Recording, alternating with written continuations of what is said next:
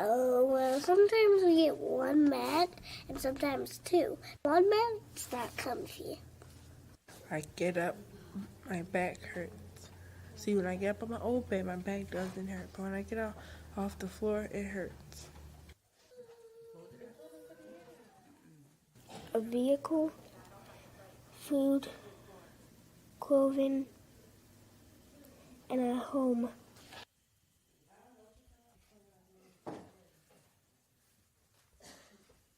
Because I have to wake up really early because I sleep at a church. I don't really want to wake up, but after that, I get my clothes on, get my boots on, then we go outside, and then we go to the center, get our book bag stuff ready, and then we eat a quick breakfast, and then we start walking to school. I'm scared of people. Like if they ask me to walk me home, and it's hard when you're struggling. I just tell them that we're staying at a hotel because we're on vacation. I need coloring pencils, 5 books, math books, and reading books so I can read, and some uniform, pants, and sneakers and shirt. I like them to know that it's not easy being homeless and that many people are, and that we're just looking for an opportunity to have our own place. I'm kind of proud of myself.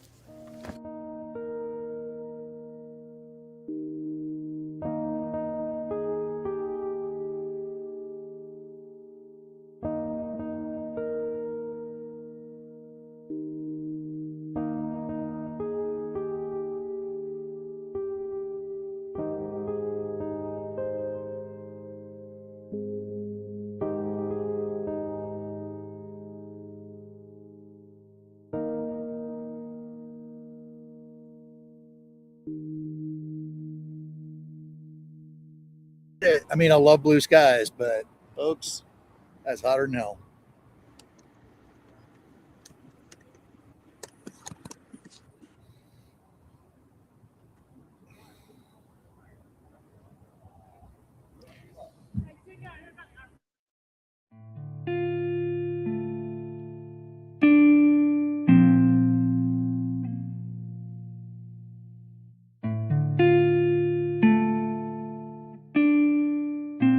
I just want people to know that there is no one face of homelessness. Just the other day, like one of my best friends was, oh, that man looks so homeless. It's like, what does homeless look like? Because I'm homeless. Stayed in my car for a little while. My car got stolen. Then I started staying with different friends, bouncing around from my friends to my cousins to my dad's to other friends. My daughter, she has severe eczema. So a lot of times she doesn't get any sleep. And by her not getting any sleep, I don't get any sleep. And now she's waking people up because she's uncomfortable and she's screaming and she's scratching. So you kind of feel like you're walking on eggshells, and you know sooner or later they're going to ask you to leave. We lived in a garage with no windows, no bathroom, no sink, no nothing to cook in, no water, no shower, nothing. So you can imagine, just imagine what we had to do. When you have a child that, you know, is thirsty or hungry or whatever, and the fact that you can't just go in your wallet and grab your debit card or grab $5 or whatever and go to the store because you don't have it, it makes you desperate.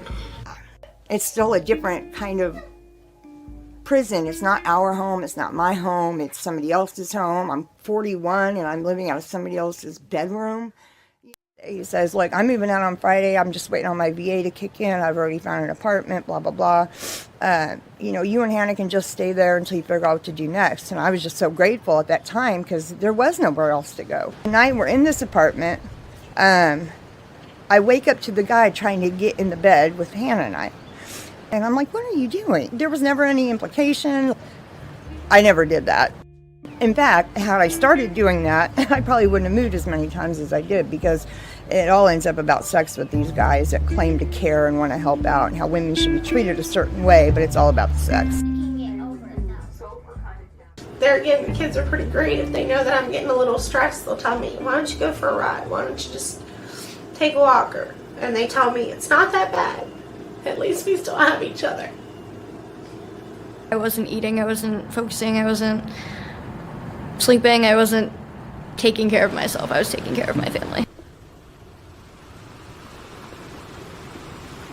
The hardest thing is, like, I think seeing my mom cry because we don't have a place to stay, and it's like hard for me.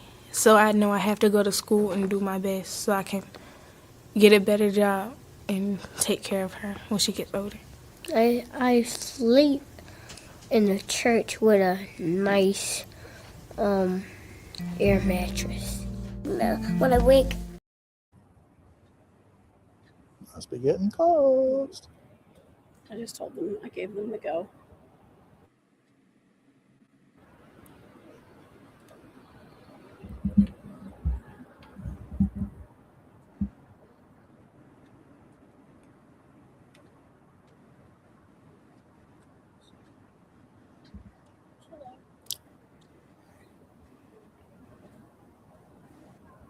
Sorry, we're on the air. There's an information table down there.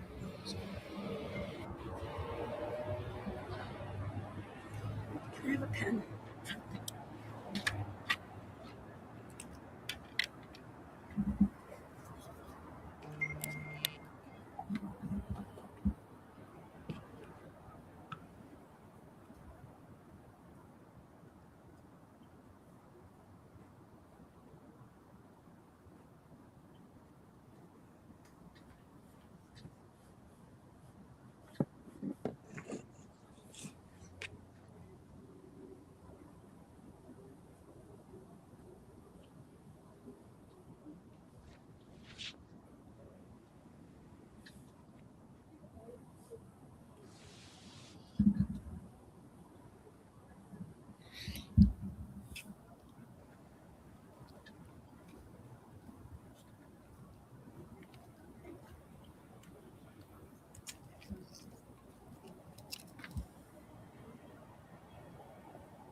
Marsha Roscoe, right?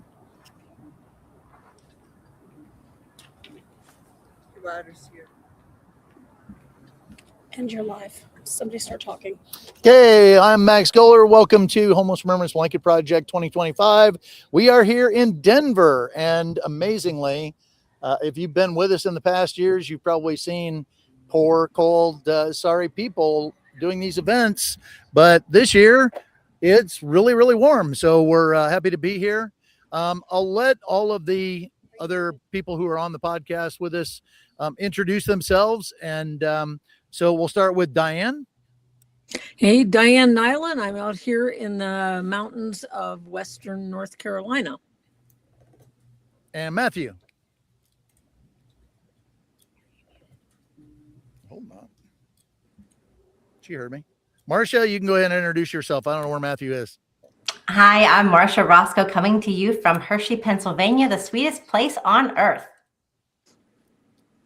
And so I'll introduce Matthew because I don't know if he's muted or what, but we have Matthew Best with us. I believe Matthew's back in Carlisle, Pennsylvania. So, and just to, first of all, start off with a whole bunch of thank yous. I cannot thank the people involved in the blanket making this year. We have beautiful blankets. I'm going to do something here with my computer and try to angle it out. If you can see, this is the area that we have the blankets in there. It's just a gorgeous display. It went down very, very well. Probably one of the easiest assemblies of the blanket project we've ever had. So that was fantastic. So all the blanket makers, first, I want to thank you. Love that went into these blankets is very, very evident, and It is just an absolute gorgeous display. Those of you who happen to be in the Denver area, we would encourage you to come out for the event. We are here until 5:30 this evening. Is that correct? And there is a vigil. We are doing this in association with the Colorado Coalition for the Homeless, and they're doing a vigil that they do every year here in Denver. And what they do is they collect the names of all of the unhoused in Denver who passed away that year, and they will be reading that list off. And we decided to come out to Denver. We had the opportunity to meet a few folks from Denver during the Supreme Court case of Johnson versus Grants Pass, which was unfortunately a horrendous outcome for that Supreme Court case. But we did a small display at the Supreme Court in April 22nd when the Supreme Court was doing that. We met the people from Denver at that time, and they said, we do this vigil every year, and we would love to see that blanket come out and do that in association with our vigil to help bring more attention to the unhoused in Denver. And so it took us a year and a half to get here, but it is absolutely a joy to be here. I want to also thank everyone that made donations for this project. It is never cheap to bring everybody out here. We had a drive started in Carlisle, Pennsylvania. Several of the people had a transit van and another van that they drove to Indianapolis. They picked me up in Indianapolis. We then drove across Kansas and Missouri and Indiana and into Denver, facing really nice winds along the way. And we've been staying here in Denver and stayed at places along the way. There is no way in the world that we could have afforded to do this without all of the kind donations that we've received for this. And I cannot tell you what it means to us to be able to have this event here in Denver and bring this recognition to the unhoused here. I also want to invite everybody out. If you are in the Denver area, again, we're here. Come see the blankets.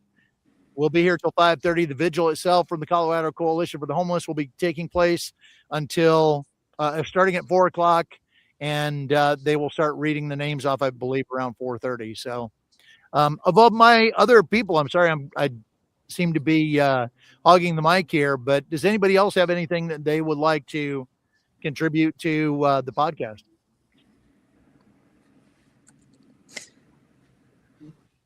If you want to start, Diane, I will start calling names, and if I get a response, then I'll know that they're there. And do you have anything that you can contribute to us, Diane? Well, I'll tell you what, I haven't really spent a lot of time in Denver, but looking at what's behind you there, it looks like a pretty neat setting. And having been at a few of these blanket events, I'm really glad that, you were able to get there, not blow away as you went across Kansas, and get a lot of help to get the blankets laid out. And I assume that you're going to have a lot of help at the end of the day when you're bringing the blankets and distributing the blankets. So that's, that's the thing that at the end of the day, I just remember in Washington, D.C., you could have stuck a fork in me and I was done. I mean, I was just exhausted. And then we had to, do the blanket distribution. And so it's a lot of work. The blankets are beautiful. A lot of work has gone into them. And a lot of work has gone to get you there. And I'm excited that we get to do this. And I'm out here in North Carolina, not where it's nice and warm, but I'm happy to be a part of this. Well, we'll send you as much warmth as we can. I'm going to try to get Matthew in. Can you hear me now, Matthew? Good. So the reason I wanted to bring you into this is Diane made the point that we have lots of volunteers and this went down very quickly and all of that. And that is in large part thanks to your daughter, Emma, who's with us. What a great coordinator for the blankets. She volunteer coordinator extraordinaire. Just talking to her over the past couple of days, and she's talking about, we got this many people for the morning and this many people for this. And it's just I've dealt with a lot of volunteer coordinating with other organizations I've been at, Kurt Vonnegut Museum and Library, Ray Bradbury Center. Emma is all over this, and I can't thank you enough for her. So we'll bring you into the conversation. Well, thanks, Max. Yeah, Emma is a blessing, and certainly proud of her. And I'm glad that she's there, that she was able to go. She's quickly reminded me that she has now been to more blanket project events than I have. Uh, which is kind of amusing. But she's been to all five of them, and she the other big thing is she just graduated college as well last Saturday, and so this is a big month for her, and she's deciding to spend her time this way. She's graduated with a degree in social work, and she's a huge help, and this is right up her alley, and so she's representing us well. I know she's having a good time, and really kind of making sure that things are organized the way they need to. And I know she'll take care of making sure all the blankets get out. We were talking about that.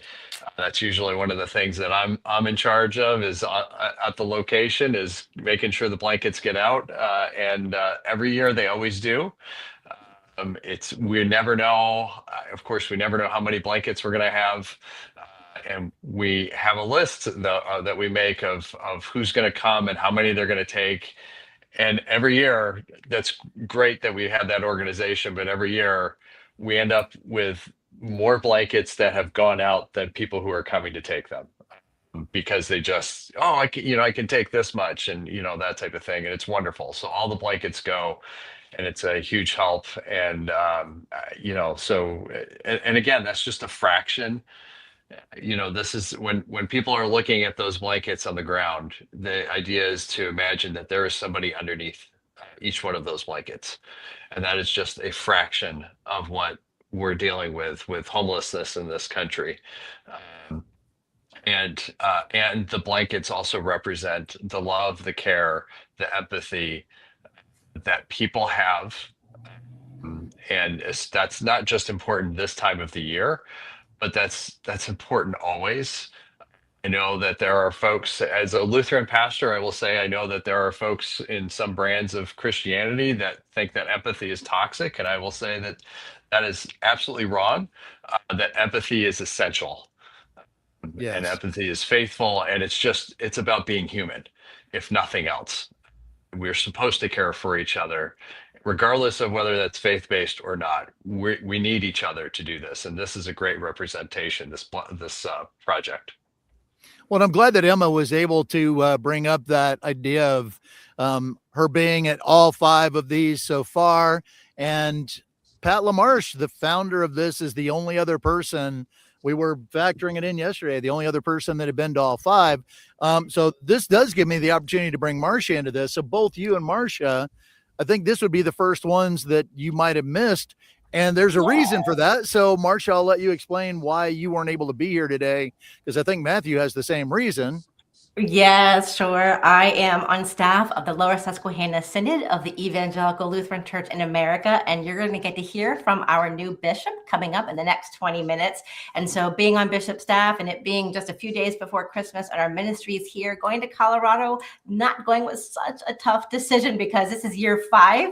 Although I have to say I'm quite envious. I see the blue skies and the short sleeve shirts, and we've not had that luxury.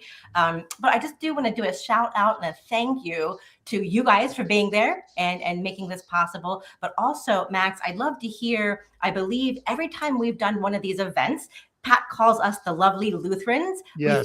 We find our local group of Lutherans, we call it a synod, and they help out. And so I'm wondering if they were on the scene this morning, but also if you could just share, what volunteers showed up this morning to help make this possible so quickly. Do you know? I do not. So that might be a good reason to bring Emma into this, because she was absolutely, like I say, the volunteer coordinator extraordinaire. And I've just been going around kind of playing in the background, preparing for the podcast and laying down blankets myself. But we had, you say 20, it looks like we had 20 volunteers this morning. And I totally agree with Pat. Lovely Lutherans, I think, is a wonderful way to describe what the ELCA has done for us. And I can't thank the ELCA enough. You've donated so much time and effort and money, and you've given everything that you can. And we are absolutely ecstatic that you've been involved in all these years. I know myself, I feel badly. This is only the second actual blanket display that I've been able to be at. I was at the one in Washington, D.C., and I'm here for the one in Denver. And my misfortune is that my wife's birthday happens to be December 21st. So there's that pull of commitment towards my wife that kept me away from some of the others. And so this year I did beg off a little bit, and I want to thank my lovely wife for giving me the opportunity to do this year. I love the city of Denver, and it's just been wonderful to be involved here this year for this. Yeah, and I just would like to share that I hope we keep this momentum going, because here in central Pennsylvania, I believe that we have started a movement. I mean, wouldn't you agree, Matt? I think more and more folks every year, the minute this is over, I start getting messages saying, are you going to do it again? Can we keep making blankets? We now have youth groups doing it. Our synod-wide youth events are putting these together. And so there's just this movement and this momentum, and it's beautiful to see it all the way in Colorado. But it's just been such a joy to see where this is going. And I'm glad you bring that up, Marcia. I think that since we've got people that I'm sure are watching this podcast live this year, we're doing it again next year, folks. And we are looking for blankets tomorrow. We'll be looking for more blankets. You might want to hold on to them until we have a place to put them. But if you want to start making them now, we would appreciate it. And the location for 2026 has already been identified. We're going to be in New York City at the Stuyvesant Park, and we were invited there because they got word that we were doing this blanket event, and they said New York has many unhoused. We would love to be able to recognize them as well, and can you please do a display in New York City? So next year we'll be in New York City for this event. So for those people that want to make blankets, we welcome your blankets now. The dimensions and everything that we're looking for, if you go to www.memorialblanket.com, all of the necessary requirements of what the sizes and all that should be are on there. They're not going to change. We're looking for blankets that will fit standard beds, and we're looking for baby blankets because unfortunately it's not just the adults that are unhoused. We have many children and babies that are unhoused as well, and we want to be able to keep them warm as well.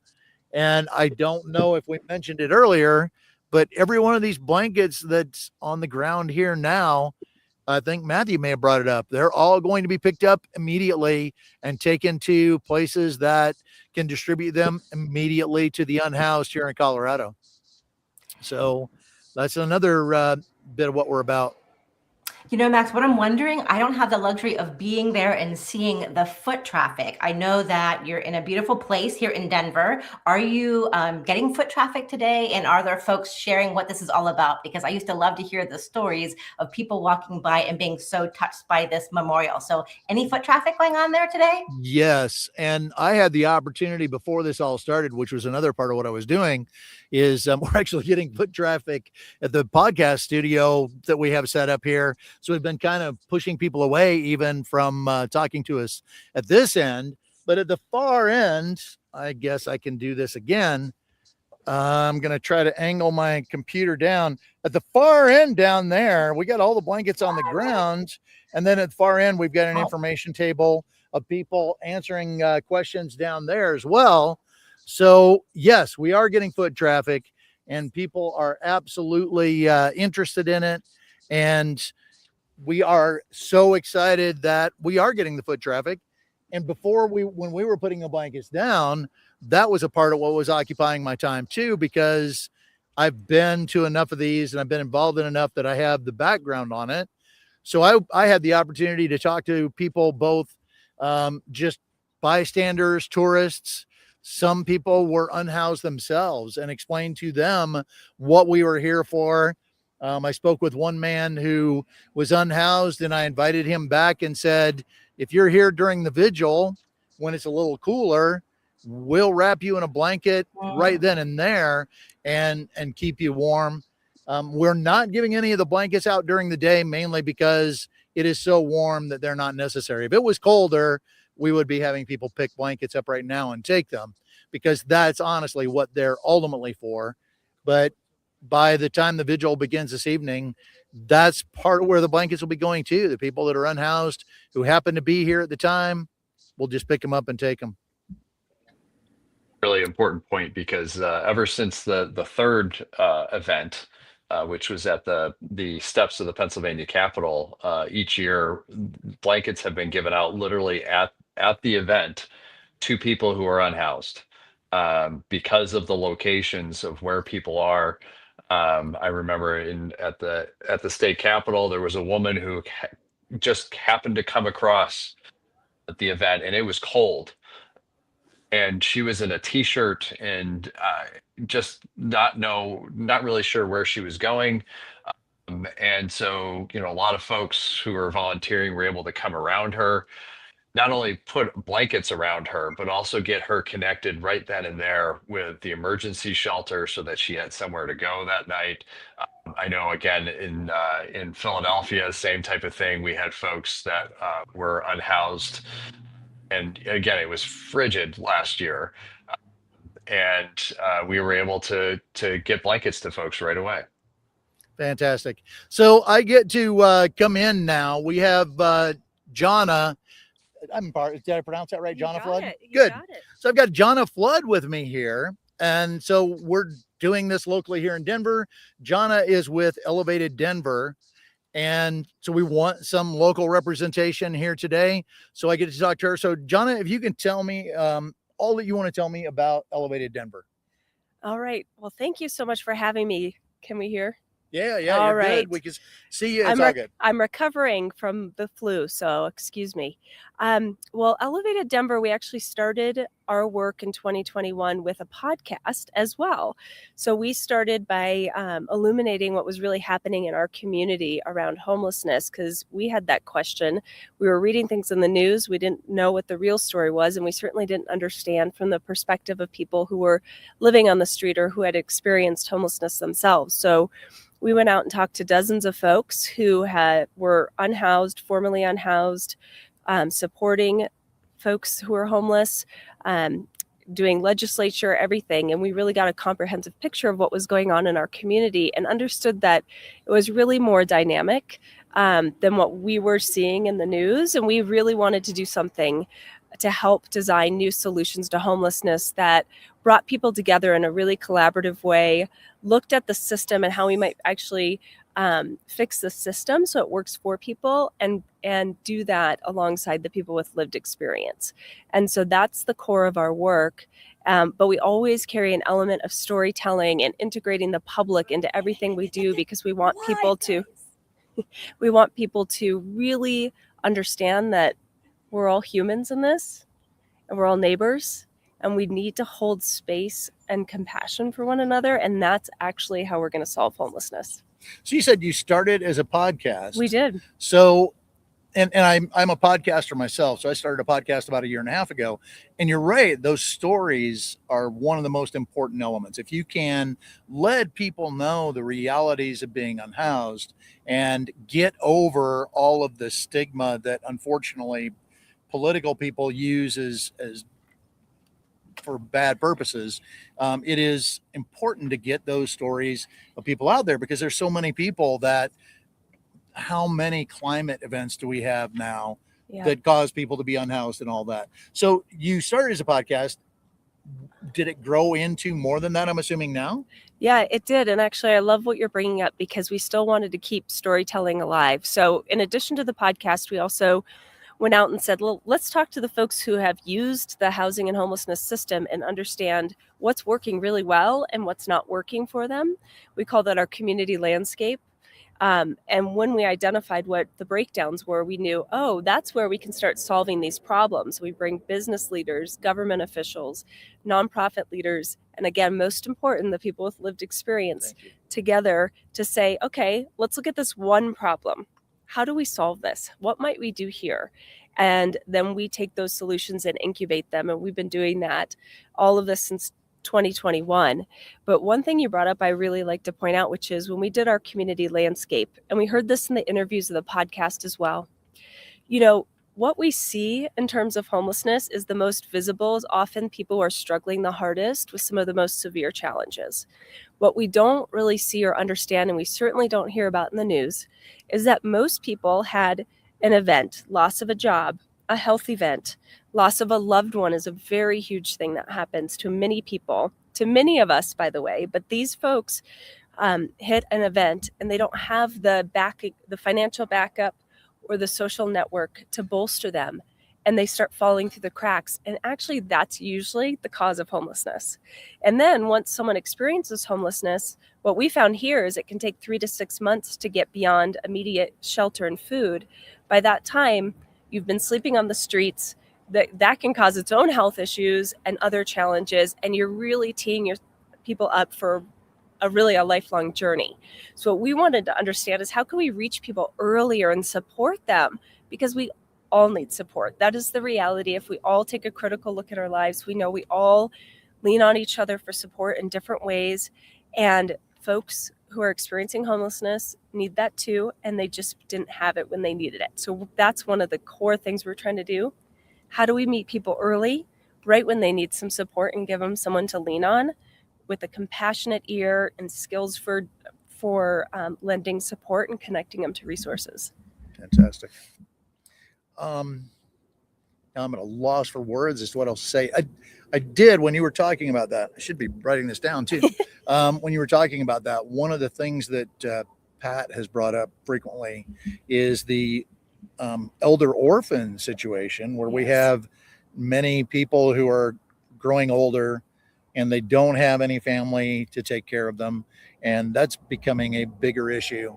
So Elevated Denver, do you have services, and what are those services? And beyond the storytelling, I don't know that I caught all of the services that you provide. You know, you're not the only one, because we do so many things. Yeah. It can get a little confusing. Although we're not a service organization, actually, we're really here to do the storytelling and to bring people together to create new solutions, and then give those to community agencies who are service providers. But right now we're piloting one of those solutions. It's called the Community Resource Connection Hub. And that is what we were talking about. It's two folks who are amazing, talented, compassionate individuals who know firsthand what it's like to navigate our system, are situated within the Westwood community here. And they have built relationships with schools, religious organizations, the library, many entities, the clinic. And they say, hey, if anyone's struggling, point them our way. And people come in at various stages, and they're able to sit with them and say, hey, talk to me about what's going on. What do you need? How might I support you? And sometimes they need new eyeglasses. Sometimes their car broke down and it's really preventing them from getting to work, and they're worried about that, losing their job and then losing their housing, and they can help connect them to car repair. Sometimes it's much more serious. So it just depends, but our team is there to support. We're really testing this and wanting to bring it to more places here and around the country. So that's one main thing that we're doing in terms of service provision. But you did bring up the older adults. And just this year, we interviewed quite a number of older adults experiencing homelessness, most for the first time.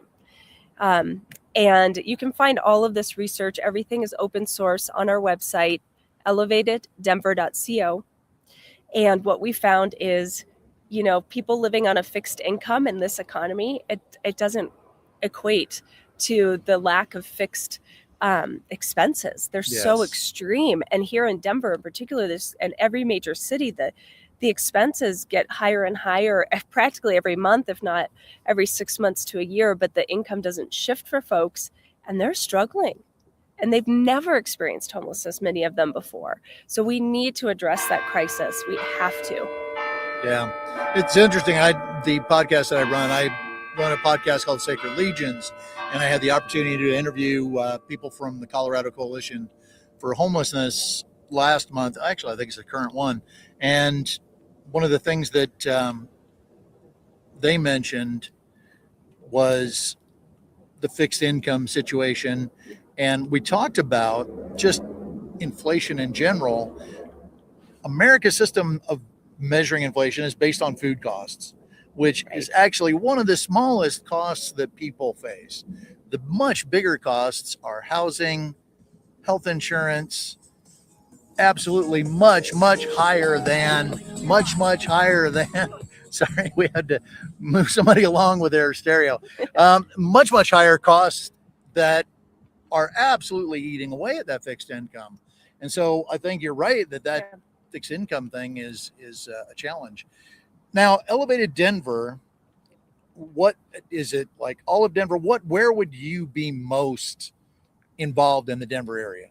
We are truly across Denver. And in fact, our aim is actually well beyond Denver. What we're doing here is building a framework for how we come together to solve big challenges in each of our communities, making sure that the folks with lived experience are the true experts, the leaders at the tables.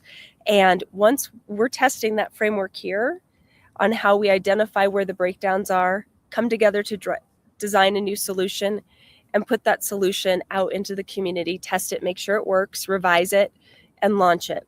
That framework we're building can be anywhere. And in fact, that's the intention. Everything we create is to be shared and replicated anywhere. We've had folks across the country use our research.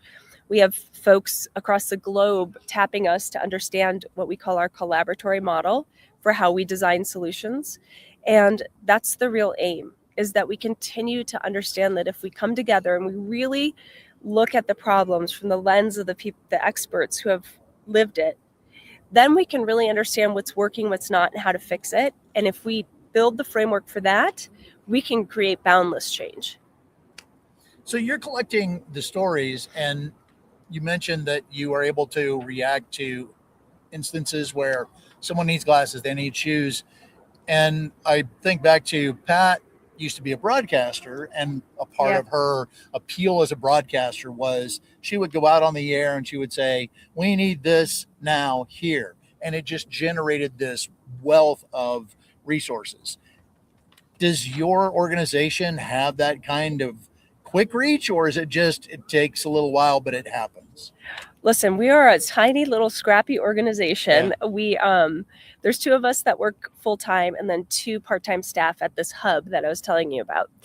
And really what it comes down to is, no, we don't have that quick access everyone jumps to.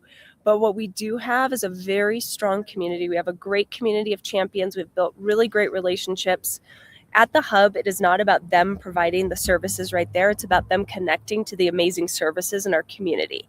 So it's really about them taking the time to get to know and figure out what's happening around, what's available, and be that conduit for folks. Because when people are struggling, as you know, it's traumatic. They don't have the energy or the bandwidth to do all that research themselves and figure out what's available. So that's what our team does. So they're not the providers, so to speak. They're the conduits for the service. So they just know all the great things happening in our community and connect people right away. So the stories are able to feed information to the groups that are on the ground doing things. Yes. So do you want to share some of the organizations that you've kind of led with stories and the partners that you've been able to form that have given you assistance based on your stories? Well, I think, you brought up the Colorado Coalition for the Homeless. They're a great example of partners from the beginning of this work. They were really eager for us to do our research and learn from that.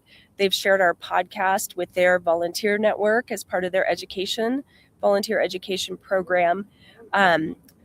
St. Francis Center has been wonderful. The Colorado Village Collaborative. There's countless organizations. I could go on and on and on. We have so many amazing folks in this town doing such great work that we really do. We're so lucky. I think everybody has a lot of work to do, so it can be hard to create the time and space to collaborate, but everybody's heart is really in it here.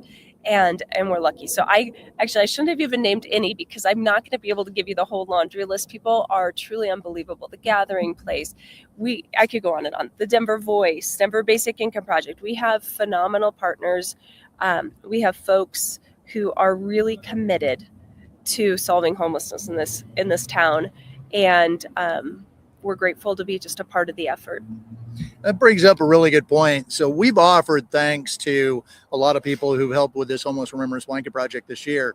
And there's no way that any of us are going to be able to remember everybody that should be recognized. It is just a wealth of people who have been involved.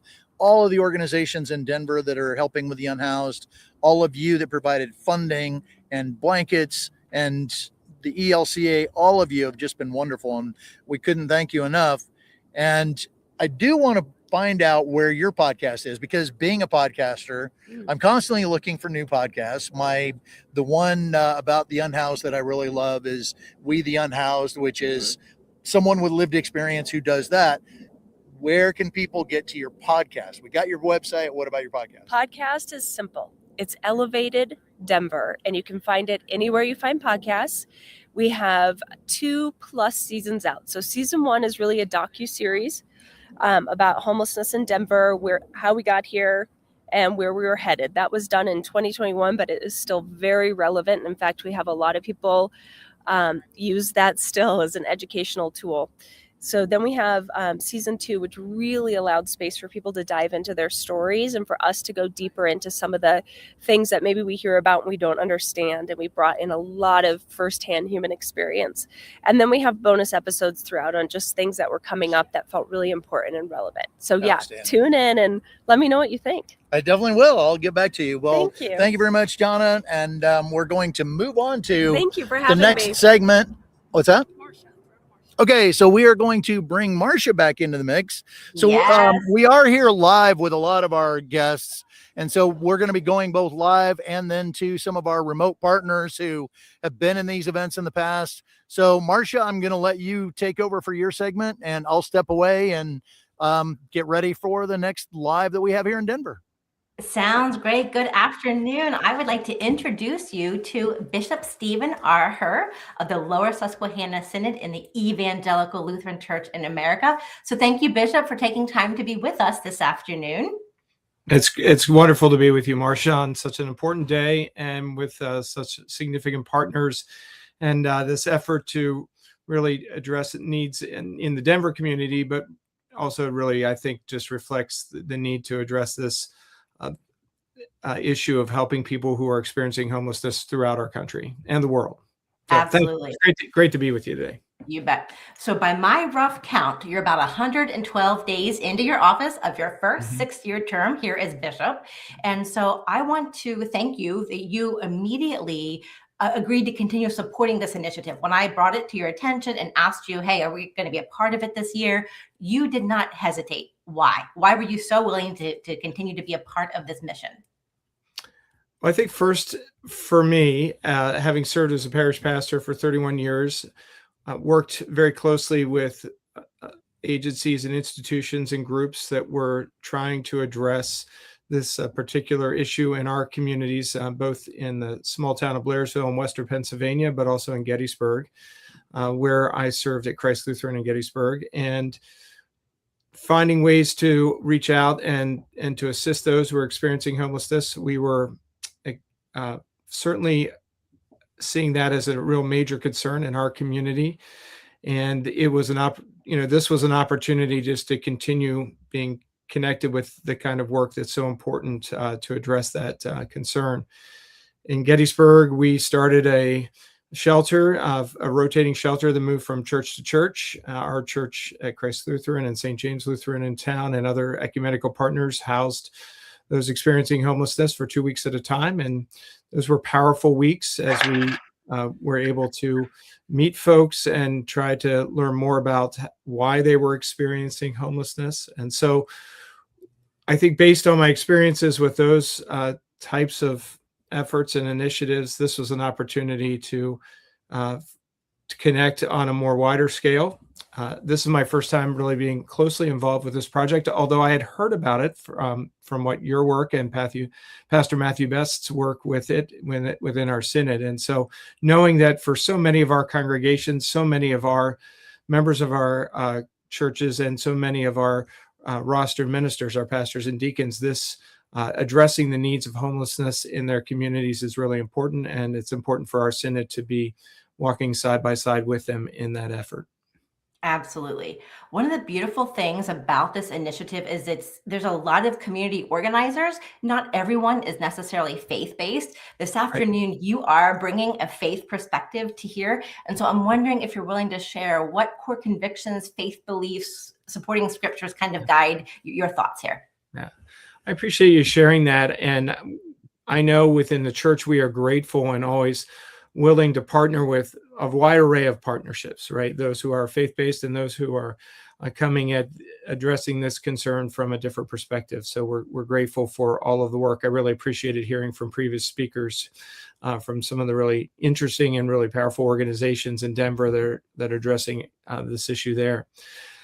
I think from a faith-based perspective, we're in that time of the year where we're approaching Christmas. We're in the Advent season. It's a time when we are reminded in Matthew's gospel that Jesus is Emmanuel, meaning God with us, and that God is with us in all of our components of our lives, whether that's when we're in church, when we're in work, when we're experiencing moments of great joy, but also when we're experiencing moments of great challenge. And certainly those experiencing homelessness are reminded by that scripture that God is with them, even amidst of those struggles.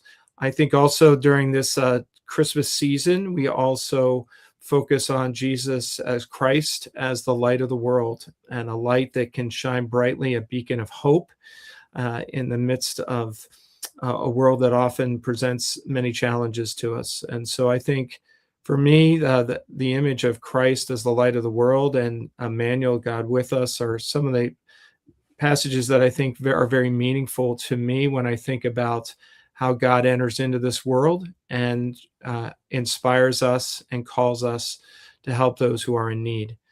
Also, Matthew 25, where we are, I think specifically where Jesus challenges us to care for those who are hungry, those who are in need of clothing, those who are in need of visitation, those who are without a home. In that passage as well, I find inspiration. That's wonderful. So in your first few months of office, I know you're just now beginning to get a better sense of what's going on across our synod. In what ways do you have hope for our congregations and our ministries to more deeply engage, maybe not just homelessness, but other justice issues? Well, I think this particular issue on this particular day invites us to think deeply about not just homelessness, but the many challenges that people around the world, not only here in the Lower Susquehanna Synod, South Central Pennsylvania, but those in Denver, those across our nation, across the world, are wrestling with. And whether that is hunger, whether that is finding affordable housing, whether that is finding or searching for and hoping for the ability to get housing or be treated with respect and equity and justice and welcome.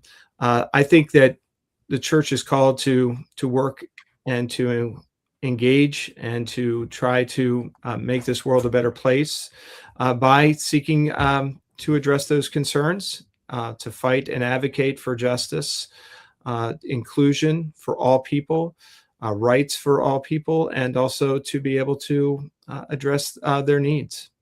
And so our churches are very active in doing that here, not just in the Lower Susquehanna Synod, but when you look over the Memorial Blanket Project, you see churches from throughout the Evangelical Lutheran Church in America, synods, other synods, including ours, but also other churches as well, are some of our ecumenical partners engaged in this important work. And I think that our faith really, especially this time of year again, I think we are drawn in to remember that God's grace enters into the world and that we're called to be grace-filled and hope-filled as we seek to make the lives of others better. Yeah. As we finish up here, do you have any words of hope or encouragement for congregations or ministries that feel called to support those that are experiencing homelessness? Yeah, I think, first of all, I think that certainly there are institutions and agencies within every community that are engaged in this work. And certainly, and it can, the need never seems to end, right? And so it's an ongoing issue, and sometimes you can lose hope or feel like I'm making a difference. But I think that my experience as a parish pastor has taught me that one life at a time you can make a difference, and each person that will receive a blanket today will be reminded that someone loves them, that cares about them, and is concerned about them. And I think that that's what we're called and challenged to do. And I think our congregations and other agencies and institutions are invited to meet that challenge and to rise up to that challenge. I'm grateful for your leadership, Marcia, with this project in our synod, and with Pastor Matthew Best's leadership as well, and for the many congregations throughout our synod that made blankets, that helped fund this project. And I'm grateful for the Charles Bruce Foundation and the agencies and institutions on the ground in Denver that are hosting this particular year's event. Yeah, when you and I were talking, I think over the 5 years, at least half to 3/4 of our congregations have somehow been connected to this initiative. And so, yes, we are just so incredibly thankful. And, and we're in this work together. And I think for me, that brings, it gives me hope. Hearing some of the previous speakers talk about how they are working to make a difference, right, reminds me that we're not alone, that God is certainly with us, but also that we are with one another in this important work. Well, thank you for being who you are. Thank you for being with us this afternoon. It's been a joy. It's been a joy to be, and an honor to be a part of this. And I will hold you and the entire project in my prayers as this initiative moves through this day and into the night. Sounds good. Thank you very much.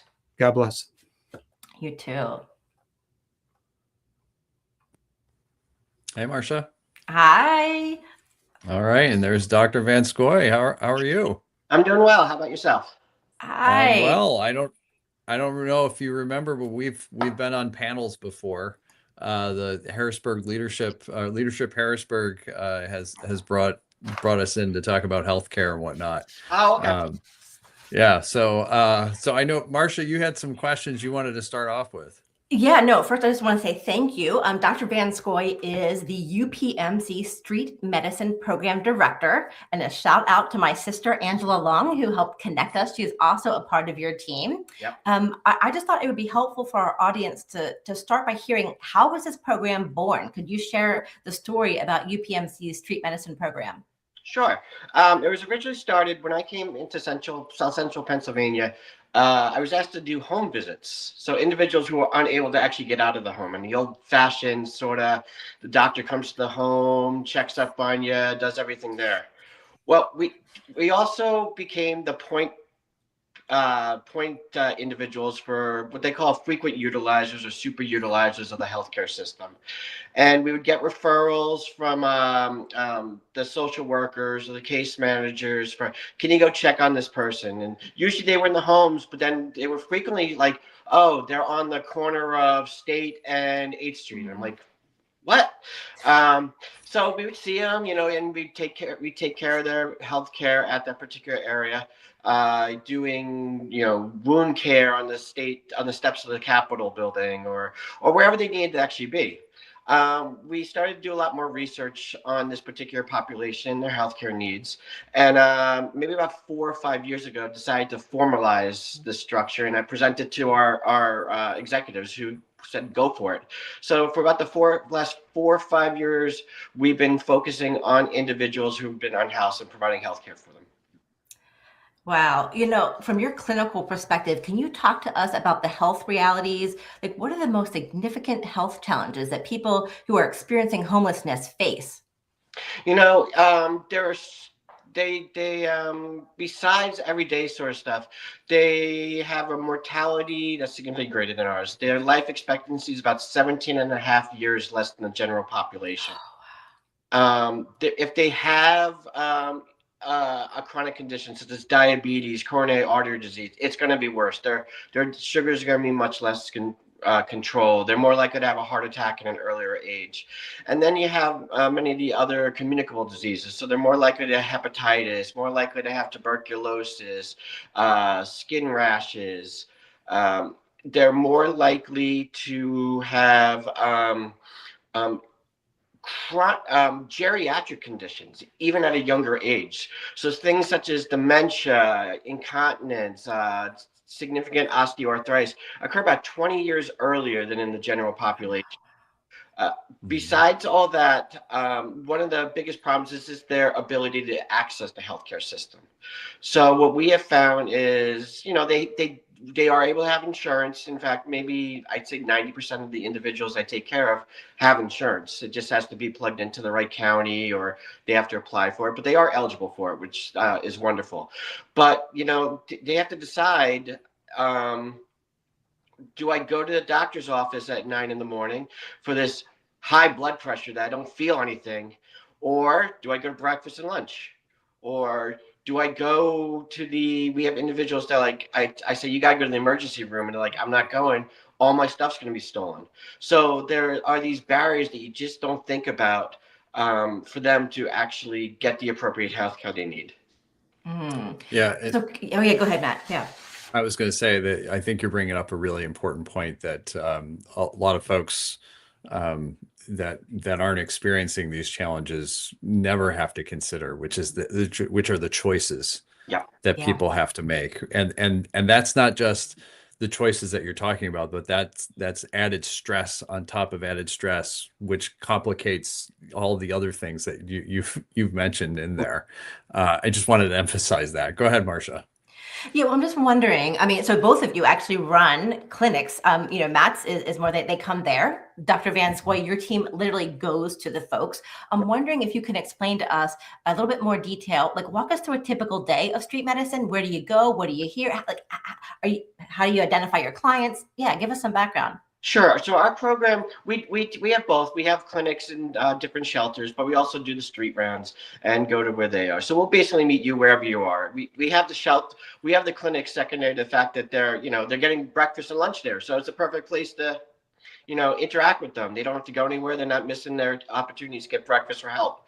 But on a typical day, we usually start off, depending, we may have that clinic for us, Harrisburg would be downtown Daily Bread, or in Carlisle, it's Cares, or in York, it's Life Path or Bell. So many of the shelters we have relationships with. We'll see individuals there. How we identify them is, one, we have community health workers who are the feet on the ground and the ears and the eyes for our system. And they're out in the community, 8 hours a day for the Monday through Friday. And they're the ones that are building up the relationships and building up the trust and finding out what people need, and also connecting them to other community-based organizations that they may need. And then they will hook me up, say, oh, be here at 8 o'clock. I'll bring the doctor by. Or they'll call up Stephanie or Simone, who are my community health workers, and they will, get in touch with me. And over the course, it varies every day. It varies where we're going. We may see 5 or 6 people that day. We may end up going somewhere and there's a line waiting for us at the new encampment in Harrisburg. We go there and we get surrounded, which is a good and bad thing. I don't want people needing healthcare like that, but it makes the time utilization of our time very good there. So, yeah. So what I wanted to ask you about, this, what you all do is incredible, of course, right? I mean, this is having a direct impact on people's lives. But I really want to also have you talk a little bit about the impact on the larger healthcare system, and how this impacts, how does this impact Joe Schmo, who's got a job, who has health insurance, who is housed and all this? Why should they care about this? Sure. Well, I mean, for one, why does our health system actually buy into this?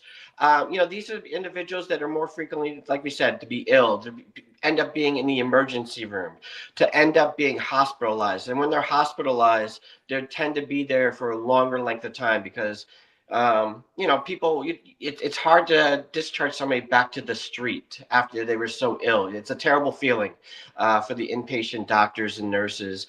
Be like, well, I can't really do much for you. I know you just had pneumonia, but here you go. So that's and with that, the healthcare system in the emergency room, they're more crowded. They're less likely to be able to focus on individuals that show up there. If you have the same individual there being treated for knee pain or something that I can treat, where they are. So it helps out particularly with that. In addition, like everyone else has been saying, these are our neighbors. These are our friends. Many of them just had a bad turn of luck, lost their job, maybe got in having marital issues or something else, and they end up being in a shelter. So I always kind of think that I'm one decision or one bad something away from that being me, and that's how I kind of go throughout the course of my day.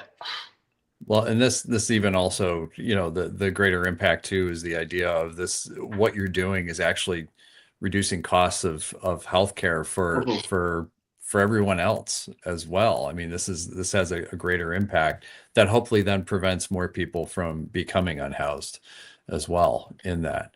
I want to ask you this question is what's your biggest joy in doing this work? Getting to know the individuals. So,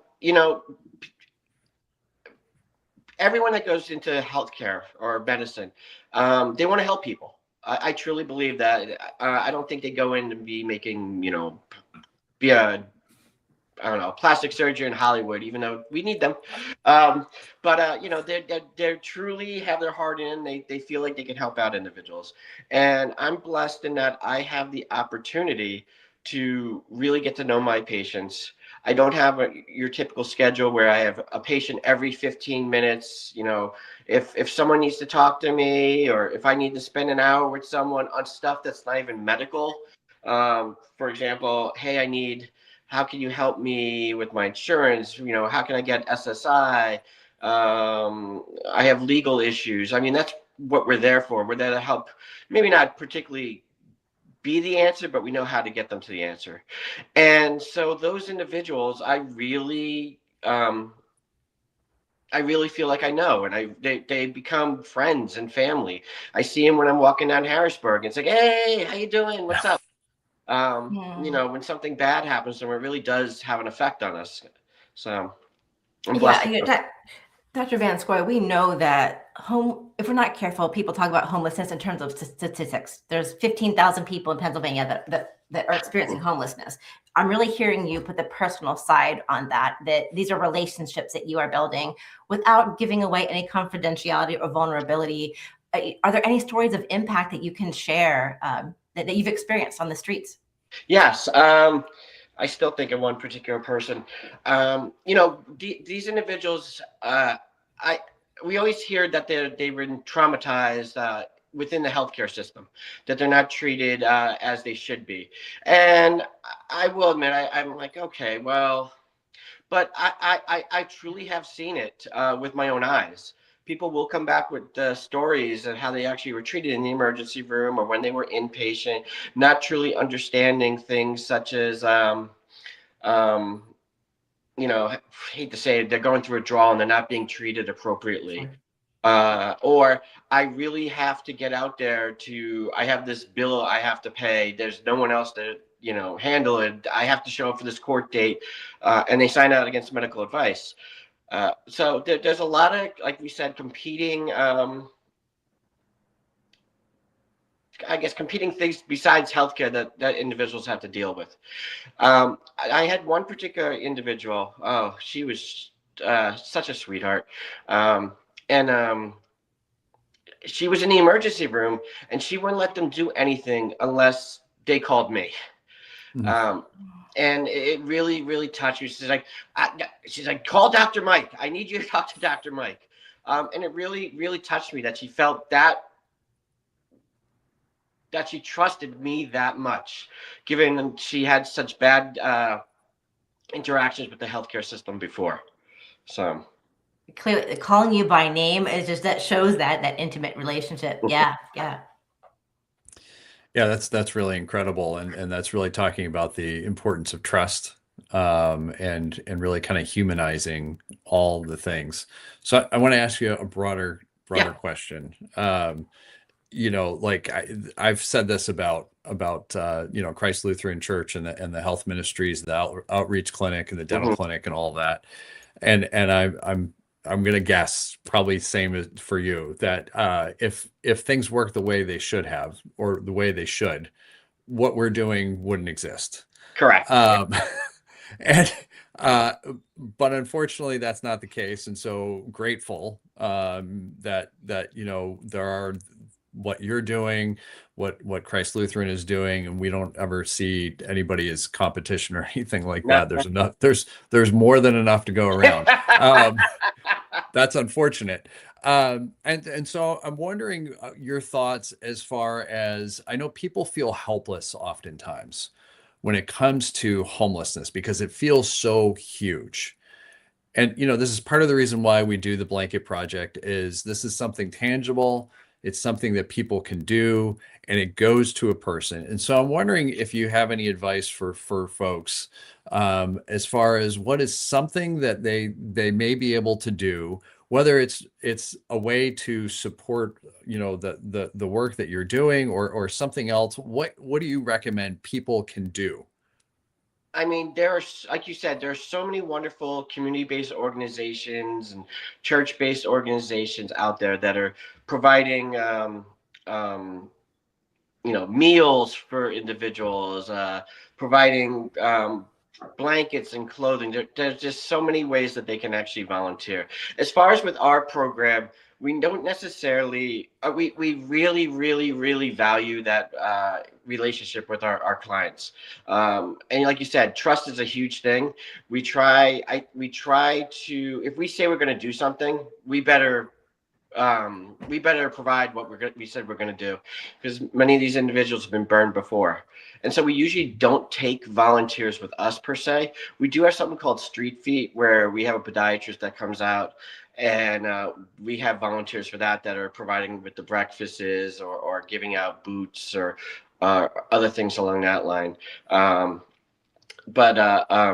Yeah, I think the best way is just, one, get to really kind of do some research on on homelessness and healthcare. And two, I think they need to get involved somehow and see these individuals as people.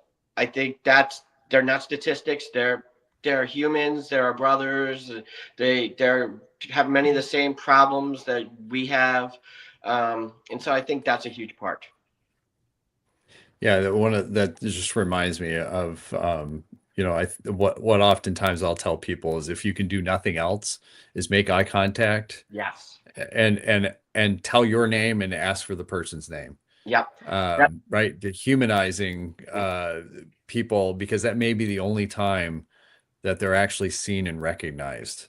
It's funny all day long, because we go out of our way to say, instead of hi Mr. John, hi, calling them by their names. Yep. Right. Huge thing. Yeah. How big is your team that works with you? Sure. So I have a nurse practitioner, Krista Long, that works with me. And then we have community health workers within each of the counties that we go into. So we have one in York County, we have one in Cumberland County, one in Dauphin. And then we have a nurse who kind of is my boss that runs the show. She's kind of the brains and the organization behind it all. Okay, great. Wonderful. Marcia, did you have other questions? I know we're getting close on time. Yeah, we are. I'm just kind of wondering. I mean, I am just so impressed and in awe at the way that UPMC really is caring for the unhoused. Is there a vision? We know that homelessness is growing. Is there a vision for what happens next? As far as with our program, they are very supportive, very, very supportive of everything we've done. I couldn't ask for anything more. The fact that I'm one of the few individuals in like the country who this is my full-time job. Many people do it as volunteer here. I'll do it on a weekend or I'll do it at night, but I do it full time, which is wonderful. The next step with our program is actually involves, I think, your next speaker. Believe it or not. I was looking. Actually, 2 speakers. There's one in between us. Yes. So we are opening up a 2-bed respite program come February for individuals who, like we were talking about, that maybe had pneumonia and needed a few more days, maybe had a surgery and you really don't want them to go out in the street with an open wound in their abdomen. So we're there. It's a place where we can provide shelter. They'll get involved with the programs that are at that transitional housing. We are looking really, really forward to it. That's really Well, I'm awesome. super And that's impressed. so very needed, which I'm so very happy to hear about. Yeah. I'm expecting 2 beds isn't going to be enough, but we're starting small. No, of course not. But Well, I have to tell you, Dr. gotta Gansler, I start got to with see something. them. I got to see the rooms. They were empty. I'll talk more about that when I get to do the next interview coming up. But yes, it's quite impressive. Any last words before we head off? We got about a minute before we move off. Not necessarily. I mean, like I was saying, it's an unfortunate need what we're doing. It's important that people understand we have to go out to them because of all the barriers that they have to actually get into the office. And one of the nice things about it, it changes a little bit of the dynamics. It changes a little bit of the power situation where we're going into their houses, and you learn just so much more about them, what they're dealing with, all the struggles that they have with food, the social determinants of health, which I can't emphasize enough, play such a significant role in our health. So. Well, thank you for taking the time to be here this afternoon. Thank your staff on behalf of us for their work in the community. Thank you. Thank you. You're welcome. Thank you very much. Right. Yep. Bye-bye. All right. Thanks. All right. Well, yeah, and this is great timing. We got Pat there's coming Pat. on now. Good afternoon. Oh, No, my mic is muted. Can you hear there me you now? go. Now you can hear you. Yeah. I don't control that stuff. I'm just here because they sat me in this chair. But thank you so much for doing all this as always, and we miss you. It's so hard not to be there. We've been in the lobby having some food fights and stuff at the hotel, and acting up. I know that Emma will keep everything in order. She's Emma is an absolute treasure. I know, Yes. Emma Best is Pastor Matthew Best's daughter, and recent graduate with her bachelor's in social work, and just she's a joy. She's hanging out with a whole pile of like boomers, and she seems to be able to stand that, which I appreciate. You guys aren't even boomers, right? No. Yeah. So she's been wonderful to us, and when we don't know what our phone is doing, she just takes it gently out of our hands and helps us with it. But no, it's been really wonderful to have her here, and we're going to road trip at home, and I'll have her to you like Santa Claus on Christmas Eve. I'm looking forward to that. And I don't know if Emma had ever told you how she really got engaged with this or not. And really, really quick is that in my previous call at St. Stephen, we would do a truck stop ministry. So we would go to the truck stop, and here she was, 16 years old. She would come with me, and she'd be in charge of the laundry because truck stops have laundry.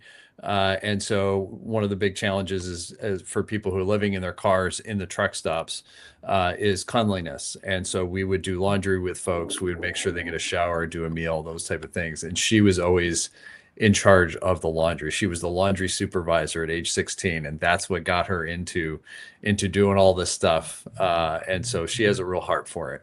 Well, she's done your job that you generally do, which is organizing the blanket pickups. All the blankets that are out here on display will be folded and distributed to folks in need. We do that through agencies at the end of the day. And so always Matthew Best has been the person who coordinated the pickup and the And it's like, it's like a drive-through. People drive up. Oh yeah, this guy's got 75 blankets. Load the car, get him out of here. So she's handled all of that. And then we also put her in charge of the entire volunteer registration through Denver, through the the Colorado Coalition for the Homeless. So the 60 to 70 volunteers that have volunteered to be out here with us, they have all gone through Emma. She has trained them. She has organized them. She set up the setup of the blankets. We had a delay getting the candles, so we're going to have a whole pile of people in their socks out there, which is nice that it's 60 degrees today. And when we've had to do the sock jobs before, it's been pretty cold. So we'll get the candles out there in time for the sunset. And then she's coordinated 14 to 18 volunteers to fold the blankets when it's over. So she's just been invaluable. Wonderful. Yeah, I've been walking her, beforehand when she was still here in Pennsylvania. We were walking over, okay, here's what happens. And just encouraging her with the idea of, don't worry, it'll all come together. All the blankets will go. They always do. They always do. And people step up and they come out of nowhere. And it's just amazing how it all comes together. It's this, I don't use the word miracles very often. This whole thing that we've been doing now, our 5th year, is just, it's captivating how magical it is. Maybe I'll use magical. But it just, we have, the last count was about 735 that we have, but blankets are arriving all the time. And like, how did that happen? It's just amazing. Well, and Pat, that's not, how many states this year? I remember last year was 42 states and 2 international.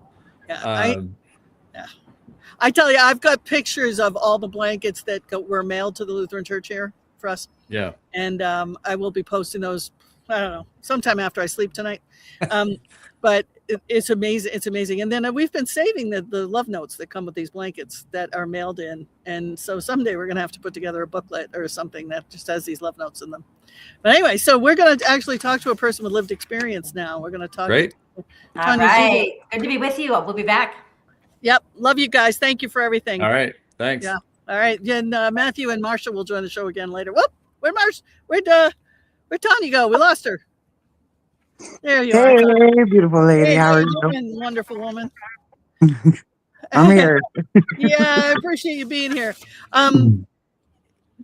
Full disclosure, I'm just crazy about Tanya. I've known Tanya for, I don't know, 7 years, maybe a long time now. Yeah. She's one of the best moms I've ever met in my life. She's kind and loving and good to people. And then she's just, they'll walk over your hot coals for your kids. Great mom who takes really good care and has brought them up to be such kind and loving young people. Your son turned 18 this year. He is one of the most wonderful young men I've ever met. And he's so good to his mother. And you did it experiencing homelessness. You taught these kids to be respectful and not angry. Yes. I don't think anyone can even understand how tough that is, to teach your kids not to be angry when the world has given you every right to be angry. True. Yeah. So, Tanya, you're a poet. Yes. You were a good poet. I met you because someone said, hey, you got to meet this Tanya Zuber. She's a poet, right? Because Charles Bruce Foundation, who, of course, is the parent organization of the Memorial Blanket Project, is an arts organization. And so I learned about your talent for poetry. And all that stuff is just grow and grow and grow and grow. And if my book, Humble Pie, if you've got a copy of Humble Pie, some of Tanya's poetry is in that. But Tanya, you have 2 poems we're going to hear today. I don't even know the order. I've been not paying attention because I have to answer 700 texts a minute. Tell us what the first one is and why you wrote it.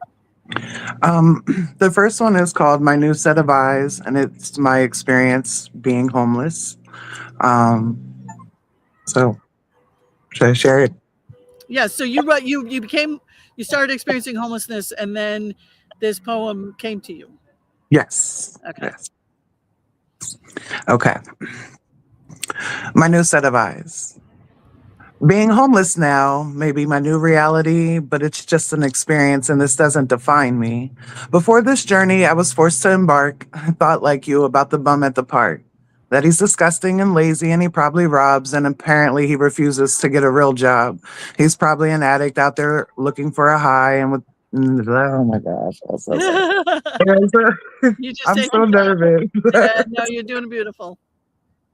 He's probably an addict out there looking for a high and that he chose to be out there with talents he never applies. A possible alcoholic who just wants his drink and by his rough, ragged looks, he most definitely has to stink.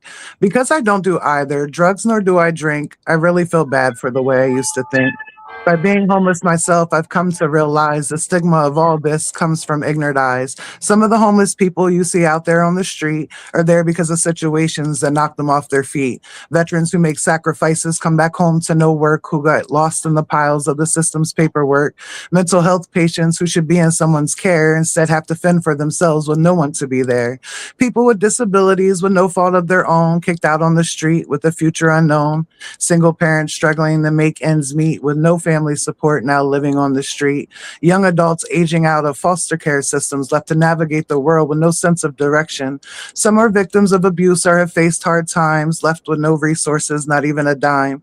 There are those who have lost every single thing they had from natural disasters or a job that's gone bad. It's easy to sit back, to judge from a place of privilege, but until you walk in their shoes, you can't truly see the image. There are so many reasons why some may be out there living on the streets facing this adversity. The struggles they face each and every day just to survive in the world that's so gray. So please don't judge those you see out living on the street. You never know their story, their struggles, or their defeat. Just show them compassion, some understanding instead. Offer a helping hand, an encouraging word can be said. But don't ever think it can't happen to you, because in the blink of an eye, you can be in my shoes. I just wanted to take time to shine some light on the homeless people who are fighting this fight, because my homeless journey has been a blessing in disguise. I had to share what I've learned through my new set of eyes. I'm so sorry. I'm so nervous. Oh, you're doing such a beautiful job. You have a TikTok channel, right? I mean, you have a lot of your poetry is out there. You make videos and you even sing. You have such a beautiful voice. So how can people find you on TikTok? Tarazu82 on TikTok. You'll see. Spell that. TORAZU 82. Tarazu 82. Okay, so folks should follow you. They should check out your poetry. So your daughter is an amazing artist. She's just got a remarkable set of skills. How old is she now? She is 10. She turned 10 this year. Wow, 10. I actually have an email I have to send you about Christmas time. I will send it to you later. The holidays are tough, right? When you're a mom experiencing homelessness. Yes. Do you feel comfortable saying, you know what, if you could speak for other moms and other parents and other families who are trying to struggle through the holidays? It seems that the holidays are when people want to talk homelessness, right? That's actually when I became homeless. We became homeless 2 days before Christmas in 2019. We were forced to leave our home. And might I add, because I was sick and in the hospital, the electric had gotten shut off and we had to leave everything behind and go into a shelter. It was very hard. And you faced a lot of illness through this whole struggle. Yes. And it's not that there's anything wrong with mental illness. There's absolutely nothing wrong with people who have treated or untreated mental illness. They're just human beings who are facing a struggle. But yours is a physical illness that is debilitating and painful. And there are an awful lot of people in homes who know how difficult that is, to have chronic pain. Yeah. But for people experiencing homelessness, people look over and they see someone, they don't think, gee, I wonder if they're in chronic pain. Right. Yeah, I wonder if, that. Anyway, okay. So tell us your second poem. What's it titled and what's it about? I wrote it. I was inspired by a lady who helps the homeless and feeds the homeless on Facebook. She had said a quote, "They're without a house, not dignity." And then that had triggered me to write a piece. I love your triggers. I get triggered to be a world-class poet.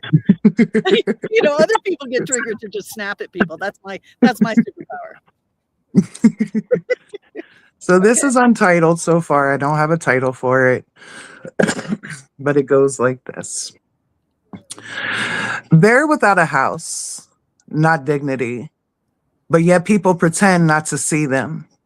The homeless. Do you realize it's not a story they plan to live? It wasn't in their 5-year goals. It wasn't on their vision board. It was just one bad month, that one pink slip, that one fight, that one sickness, that one blink, and their world fell apart. You think it can't happen to you? You think you got backup? You think your family got you? You think your friends got you? They do till they don't. Until you can crash here for a few days turns into, hey, this isn't going to work. You got to figure something out. And suddenly your car is your closet and your coat becomes your blanket. People walk past the homeless like they're scenery, then want to say, just get a job. But please tell me, how do you fill out an application when you ain't got an address or had a shower or a shirt that doesn't smell like the fucking street? They stop asking for help because the look people give them hurts more than the hunger. They start talking to themselves because the silence gets so freaking loud. And somewhere between 2 a.m. and sunrise, they realize they're invisible. Homelessness can happen in the blink of an eye, not because you were weak, not because you failed, but because the world doesn't always catch you when you fall. And the truth, the real unfiltered truth is that the line between you and them is thinner than your pride wants to admit. And that's the piece. Yes, fantastic. that is fantastic.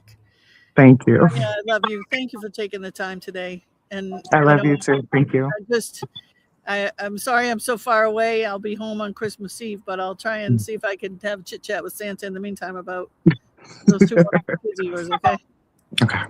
I love you so much. Love you too. Thank you. Yep, my pleasure. Bye-bye. Who's up next, by the way? We are Marsha is coming back in here. Hey, Marsha, wasn't that amazing? Oh my gosh, her story, her poetry is so beautiful, so vulnerable. Thank you for bringing her to us this afternoon. I got to tell you something. We are really excited at the Charles Bruce Foundation because we got a poetry book coming. That's awesome. Our stuff is going to be a poem, and then we're going to have similar to another book we're doing written by Marsha Roscoe, which we're really excited about, which will be out this springtime. We're going to do the QR code so you can see her videos as she reads her own poetry. And she just does a beautiful job. So, but Marsha, I'm going to turn it over to you. And yes. Speaking of awesome, we are going to be bringing in Amy Forrester. Amy is the CEO of LHM Social Services Foundation. Thank you so much for being here this afternoon, Amy. Thanks for having me. I can't follow Tanya, though. I'm still choked up from her second poem. Oh, the stories. This is just an afternoon of heart-wrenching stories, but it is afternoon stories filled with hope. And so I don't mean to sound trite, but hope is on the horizon, literally, with what is going on with your foundation. So if you could, let's just start sharing the story behind LHM Horizons. What is it? Share the vision. What's going on? Absolutely. We're so excited. So LHM Social Services Foundation is on the verge of opening our Horizons transitional housing program in the Harrisburg, Pennsylvania area. In mid-January 2026, like 3 weeks from now. We're incredibly blessed because we have I'll just tell you a little bit about it. We have a 42,000 square foot family care facility with 58 units for unhoused individuals and families in our area. We are able to provide not only a furnished unit, but 3 meals a day. And really the most important part of it is our case management. So we have case managers that are going to be working with every one of our referrals and for up to 18 months, and the play on words, but we really are working to build brighter futures, brighter horizons for our program participants.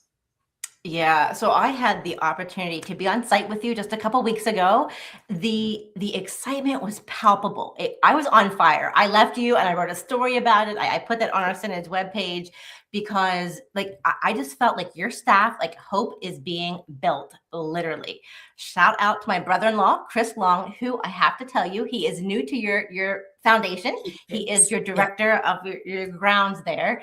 And when he told me that he was going to be working with you, I jumped up and down because of just homelessness is just such a passion for me and our family. And so when he walked me through room by room, I got to see all the floors.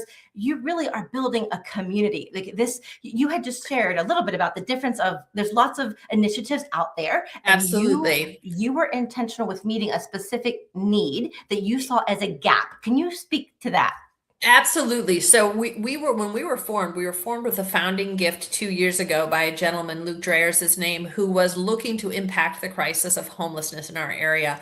But we wanted to be really intentional about it. There are so many organizations out there doing good work, and we want to make sure we're supplementing and not supplanting that good work. So we really looked to see where there might be holes that we could fill in, because there are some great transitional housing providers in our area. Occasionally, though, I would hear the word isolated. You know, we have these constituents that we serve, but some of them still feel isolated. And that's if you have scattered site housing with an apartment here or a townhouse there. So we said, okay, maybe that's the gap we can fill. We can provide our transitional housing in a community setting where our program participants aren't just looking for their case managers or the program director for support, but they're also looking to one another so that they can celebrate each other's successes, so they can help pick each other up when we need to do that, and even, you know, holding one another accountable for being active, engaged participants in our community. And that's why we searched for this building. It's actually a former senior living facility. We searched for this building where we could create that sense of community. So you saw it. I mean, we literally have a commercial kitchen and a full dining room because, you know, so much of community happens over meals. So we'll be able to provide breakfast and dinner and a grab and go lunch for our program participants. But we really wanted that sense of community. And our staff, myself, our program director, our case managers, everybody has offices right in the building as well. I mean, we have created our own community, and your brother-in-law, you know, director of facilities and grounds extraordinaire, is right there with us as well. So we're really excited. And like I said, we're going to welcome our first program participants the week of January 12th. So we are really, you know, we are down to the last couple weeks here. You are, and we are cheering you on. You know, Amy, there's such a need. I'm wondering, like, what is the journey like for folks that come into Horizons? It's an 18-month intentional kind of time. Like, what's that going to look like for folks that come into you? Oh, that's a great question. So we are working on those referral partnerships right now and what that'll look like. But so we are referral based, and that's in part because we know what we don't know. So we are relying on our referral sources, whether it's agencies or other nonprofits that work with unhoused populations, to make those referrals to us. But once individuals join our community, they will be paired up with their case manager.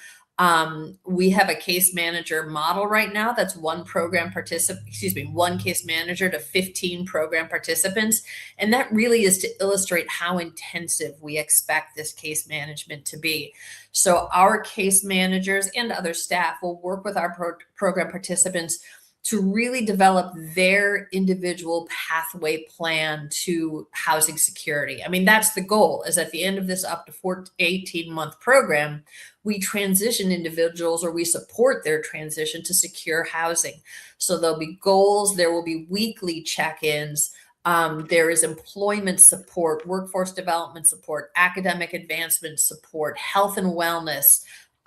We have just a phenomenal volunteer crew. And by the way, shout out, if anybody watching today is interested in joining that volunteer crew, I hope you'll check out our website, because we need those volunteers. Yes, you do. But that will be, that will be what this program looks like for the next 18 months. And it won't end at 18 months. We fully expect it'll be on a scaled down basis, but our case managers will continue to follow up with our program participants even after they are transitioned to secure housing for at least the first year after that, Marsha. Yeah. The other thing I was impressed with, Amy, is the number of resources, networks, partners that you're working with. And we got to hear from Dr. Van Scoy from UPMC just a little bit ago. He shared how 2 of the rooms in your new housing is going to be designated for those that are coming out of the hospital and could benefit from some extended wound care. And I know there's too many to list, but what are the partners that made this possible? Well, it's so important because we don't purport, we aren't the experts in all these areas. So to have UPMC coming in, I'm so happy you talked to Dr. Vanscoy, have UPMC come in and make referrals to 2 of these rooms so we can provide that post-discharge or that respite care. We have employers in the area who have already said, we want to come in and work with your program participants on searching for jobs, preparing for onboarding to jobs, and in some instances, employing our program participants. I'm going to circle back to UPMC for a second. They're also helping us outfit a telemedicine program so that our program participants, when appropriate, can interact with their healthcare providers wherever they're from via telemedicine, and importantly, their mental health care providers as well. So these are some of the partnerships we're working on, Marcia, as we get ready. We're also partnered with, as you can imagine, with dining and wanting to provide nutritious food for our program participants.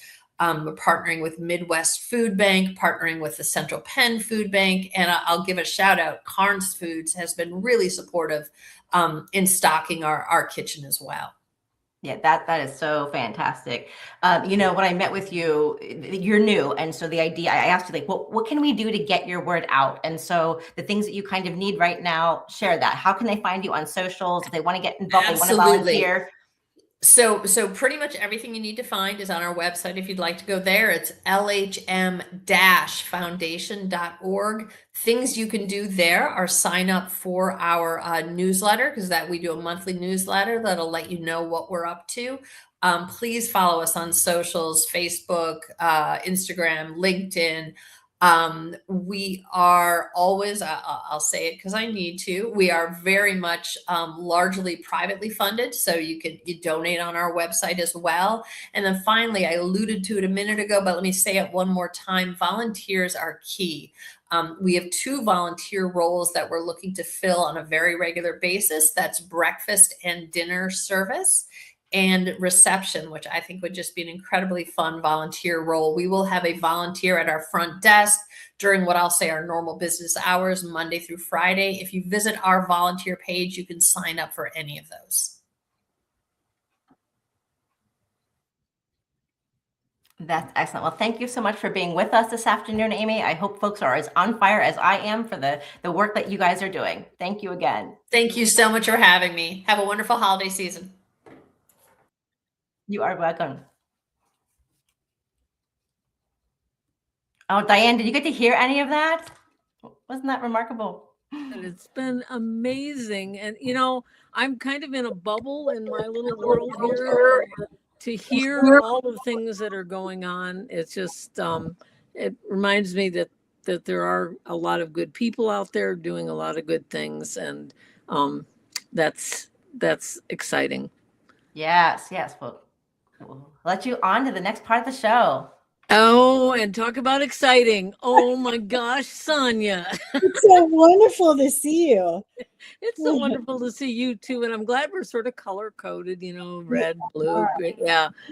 So yeah, it's there we go. All right. I was like, right. What? Yeah. We know who you are. So, but I don't think a lot of people know who you are, which is really their loss. So what I'd like to do is say, first of all, Sonia is one of my longtime favorite people in the world of kids experiencing homelessness in schools, who she will go to the extremes that even I would kind of go like, wow. But she does really good things with the schools and with the kids in the schools and those that aren't in the schools that need to be in the schools maybe. But so Sonia, give your official introduction, because mine is just fangirl stuff. Well, I so appreciate the fangirling. I don't get that. So that's lovely that you feel that way. Thank you. So again, Sonia Pizzi. I am the Region 3 coordinator, which titles, me and titles, whatever, for the Education for Children and Youth Experiencing Homelessness program in Pennsylvania. And in Region 3, we call it Heck Yeah, because you're going to remember. Yeah. Remember Heck Yeah more than you're going to remember Education for Children and Youth Experiencing Homelessness program. And we work to ensure that all students have the right to a free and free, appropriate public education while they are experiencing homelessness, and working with the McKinney-Vento Act. Well, that is a good introduction. And I have to say that before we really got officially started this afternoon, Max ran the little video that I made back, seems like 100 years ago. Capital event, yeah. Yeah, and I saw the number, like 29,000 kids identified in schools, and that was then, and I kind of think this is now, and it's different. Yeah. So back when we first started doing Awareness Week, so I think that particular Awareness Week might have been like, I don't know, 4 years later. So when we first started, we had 19,000 identified. So that was 11 years ago. And now we have in the 23-24 school year, because that's the last official numbers that came out, we had just over 50,000. And to put that into context also is that, so we went from, so the year that you made it, we had 29. Then now the 23-24 is just over 50.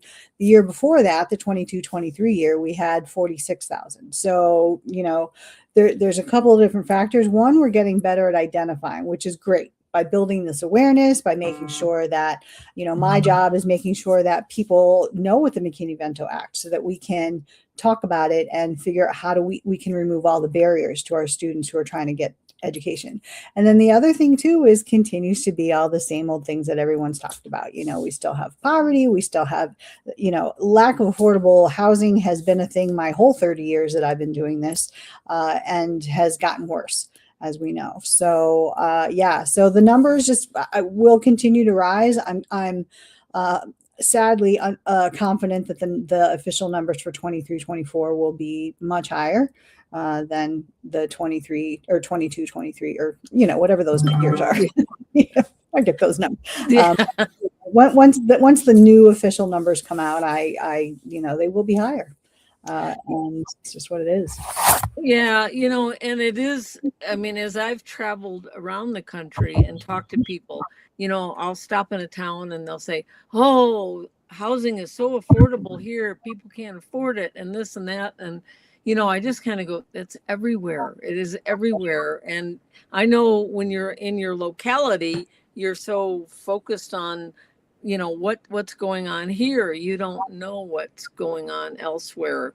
But I want to plug and point out to me what is an exciting addition in our efforts to raise awareness about the issue of family homelessness is the book that Brian Goldstone has done called There Is No Place for Us. And I will say that I will personally guarantee, if somebody buys that book on my recommendation, and it's a book about family homelessness, that it really needs to be read by everybody possible. And I just saw President Obama has read it and put it on his list. Yes, his 2025 list. Yeah. So it's the kind of book that I will guarantee, if somebody buys it and they don't think it's a good book, I will refund their money personally. Ooh. That's how good that book is. I will have to. It talks about the families in motels and, the extended stay motel. So what do you see in your area that goes along with that? Yeah. So the motels, if we'll stick with motels for that. So with motels and long stay motels, I've been over the years, I've been able to create relationships with the different managers and owners, which is wonderful, and also understanding their perspective of things. How they don't make the money, however, on long-term stays, and so they're allowing some place, while what isn't typically a place that would be long-term, they're allowing some families to be there.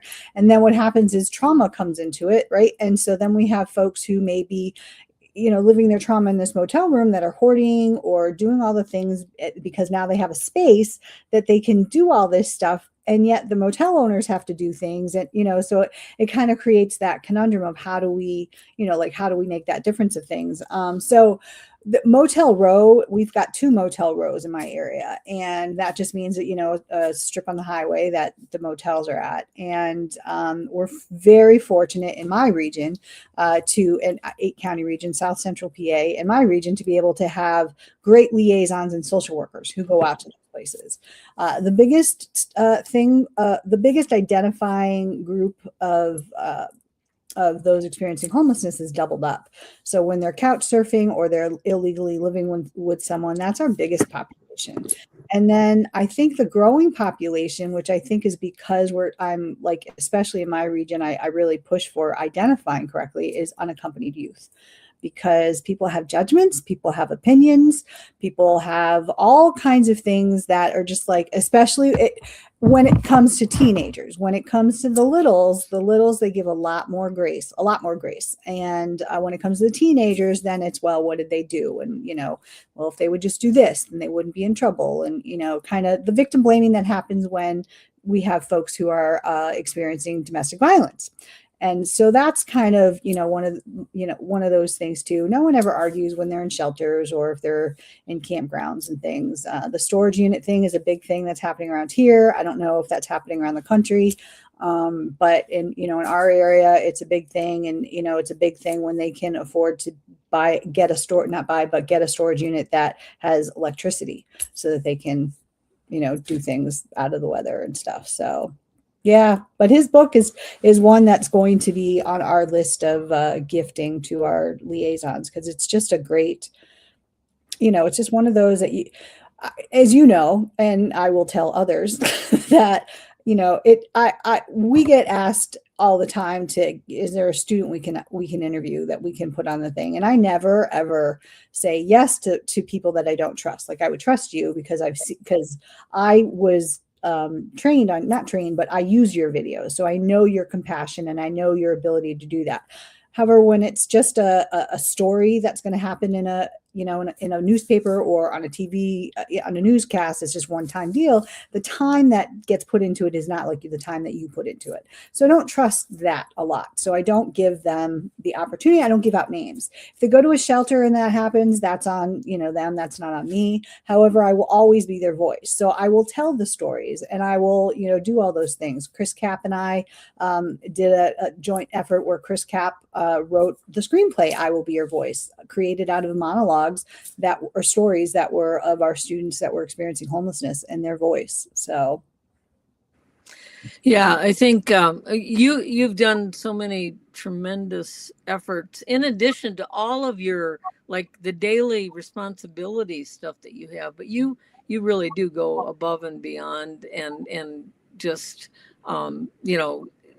the advocacy work you do is just tremendous. And so yeah, I guess I want to know what's kind of what's going on in the area there.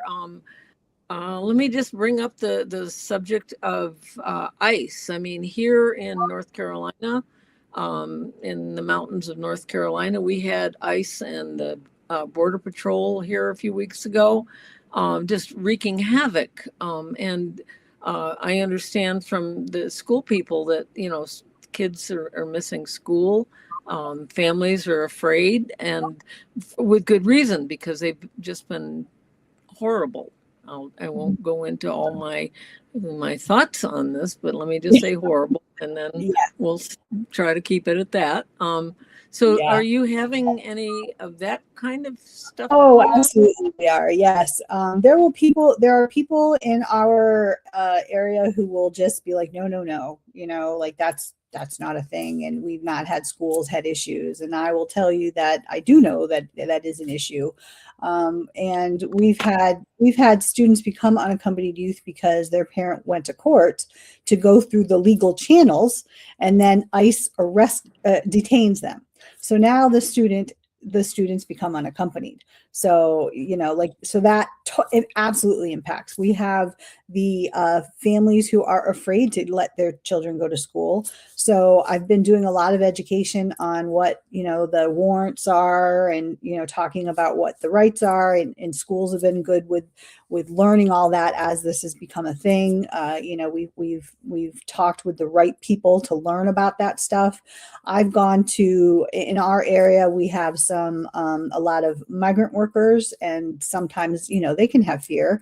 And I've gone to the orchards or to the places and have taught them about like the red card, what the red card is, and how to help, so that they can somewhat feel like they have some control in an uncontrollable thing. It's so scary, and what to do, what not to do. And it's horrible that we have to have that. And I also, depending on who looks at me and what lens they look at me, will think that I am a minority, at being half Filipino. So some people who look at me will, especially on the side, I've got my Asian nose, the flat nose, but people look at, depending on, again, the time of year and how what their lens looks like, they'll see a minority. So I've had people ask me questions, and I, as someone who knows this stuff, and I get a little sassy with things. I have, once they can see the white half of me, then I don't have as much problem. And sadly, people don't have that privilege that I do, when I just tell them to change a lens. And I can never, people will ask, well, why don't you just put down that you're white? I'm never going to ask anyone to be less than. I certainly will not be anyone less than. My ethnicity is Asian, because that is most of my genetics. So so ICE is a big thing for students, and it's sad that we have students who are missing school because of this, and the lack of education that people continue to say that the people are taking all these resources is, we won't get on that. Yeah, and just because you and I are brave enough to do what we do, and bust into these issues that are things that people don't usually like to talk about. Let me talk about the Department of Education. It's the kind of thing where you go, wait a minute, you can't destroy the Department of Education, because what's it going to do to a lot of things, but McKinney-Vento being one of them? And so Right. what does that look like from your end? Chaos, and there's a place of ignorance. Well, I can teach to ignorance. So if people who are ignorant and want to learn why this is a bad thing, I'm happy to teach to that and to explain and educate. It's when people are stupid, and you and I are blunt, so when I can't, I can't speak to you if you're stupid, because you're, extremism is not good on anywhere for any subject. And when you have people who are believing that a signed executive order is law, and that these are all things happening, but then they find a loophole to fire 3/4 of the Department of Ed, one being the biggest department of elementary and secondary education, which houses McKinney, Foster, special ed, all of these things, and people not understanding what that means if the federal lens isn't there to provide funding. And the people that get hurt are the people that are thinking, yes, bring it to the states, bring it to, the Fed shouldn't be involved in this. And like, okay, well, you're the ones who are going to be hurt the most, because if you look at the top 10 states of how that's going to impact you, some of your states don't pay federal taxes, or, so where's money going to come from? It's going to come from the state people who, all of that. So, that's the other piece of it, is just the U.S. Department of Ed needs to continue to be what it's been. No system is perfect. Like, no system is perfect. Right. However, again, if people want to be educated about it, talk to someone who's in the education field and is willing to speak to how to educate you on this. Because I think there are still educators who are just like, oh no, we can do this on our own. Yeah, and we've worked so hard over the years to get the Department of Ed to be what it has been up until this moment. And, we've got some great people in there doing things. And it's just been, from when we first started at this 30, 40 years ago kind of thing, and then see where we got to now. And then it's like, you're going to mess that up? No. Yeah. Yeah, I mean, it's that word that you use, dismayed. Well, the one that we're allowed to say. Okay. Dismayed. It's just, you're just dismayed. Yeah, Dismayed. dismayed. Yeah. That this can happen. It's just, and that's where we just kind of take control. We can take control. And that means at the local level, we do what we can do to continue the advocacy, to continue to be the voice, and to allow those ripples to start. So I'm loud in my area, and my area becomes the ripple. And when we do Awareness Week in November, I get the opportunity to be a voice at the Capitol. And that's a wonderful partnership that we've been able to, that I've been so lucky to be part of.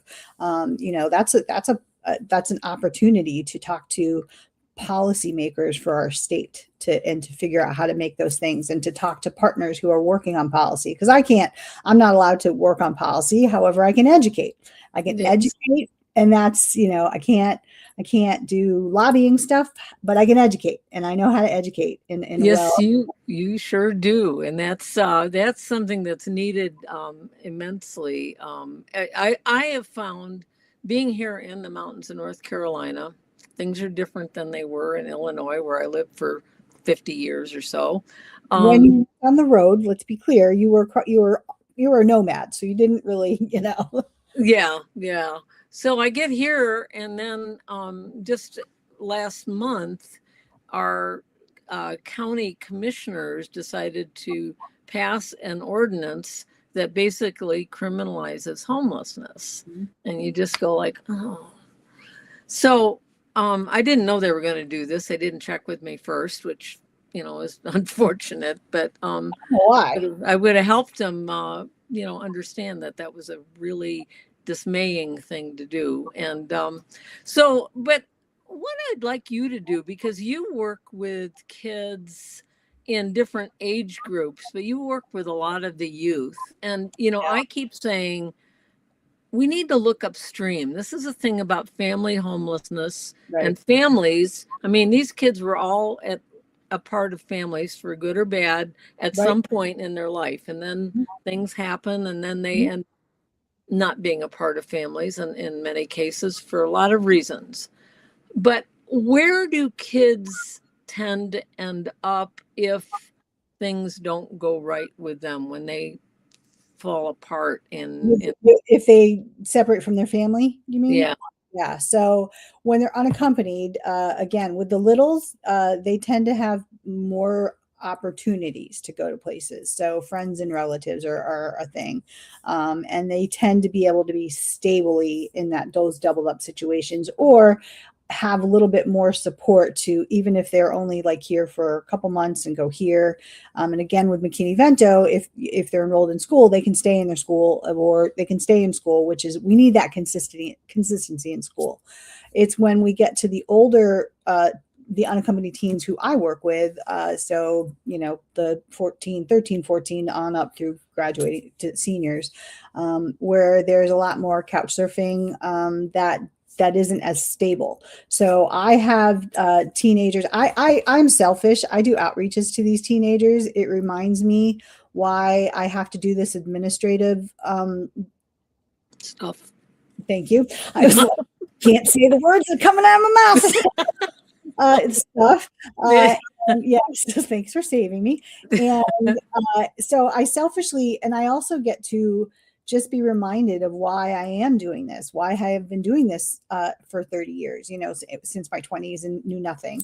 And, and because of that, I learn from them. So when I do my outreaches to these students, a lot of them are couch surfing, and I have to do calendars with them. Like there will be ones where, like, I can stay here for 5 days. Okay, well, let's look at the whole month.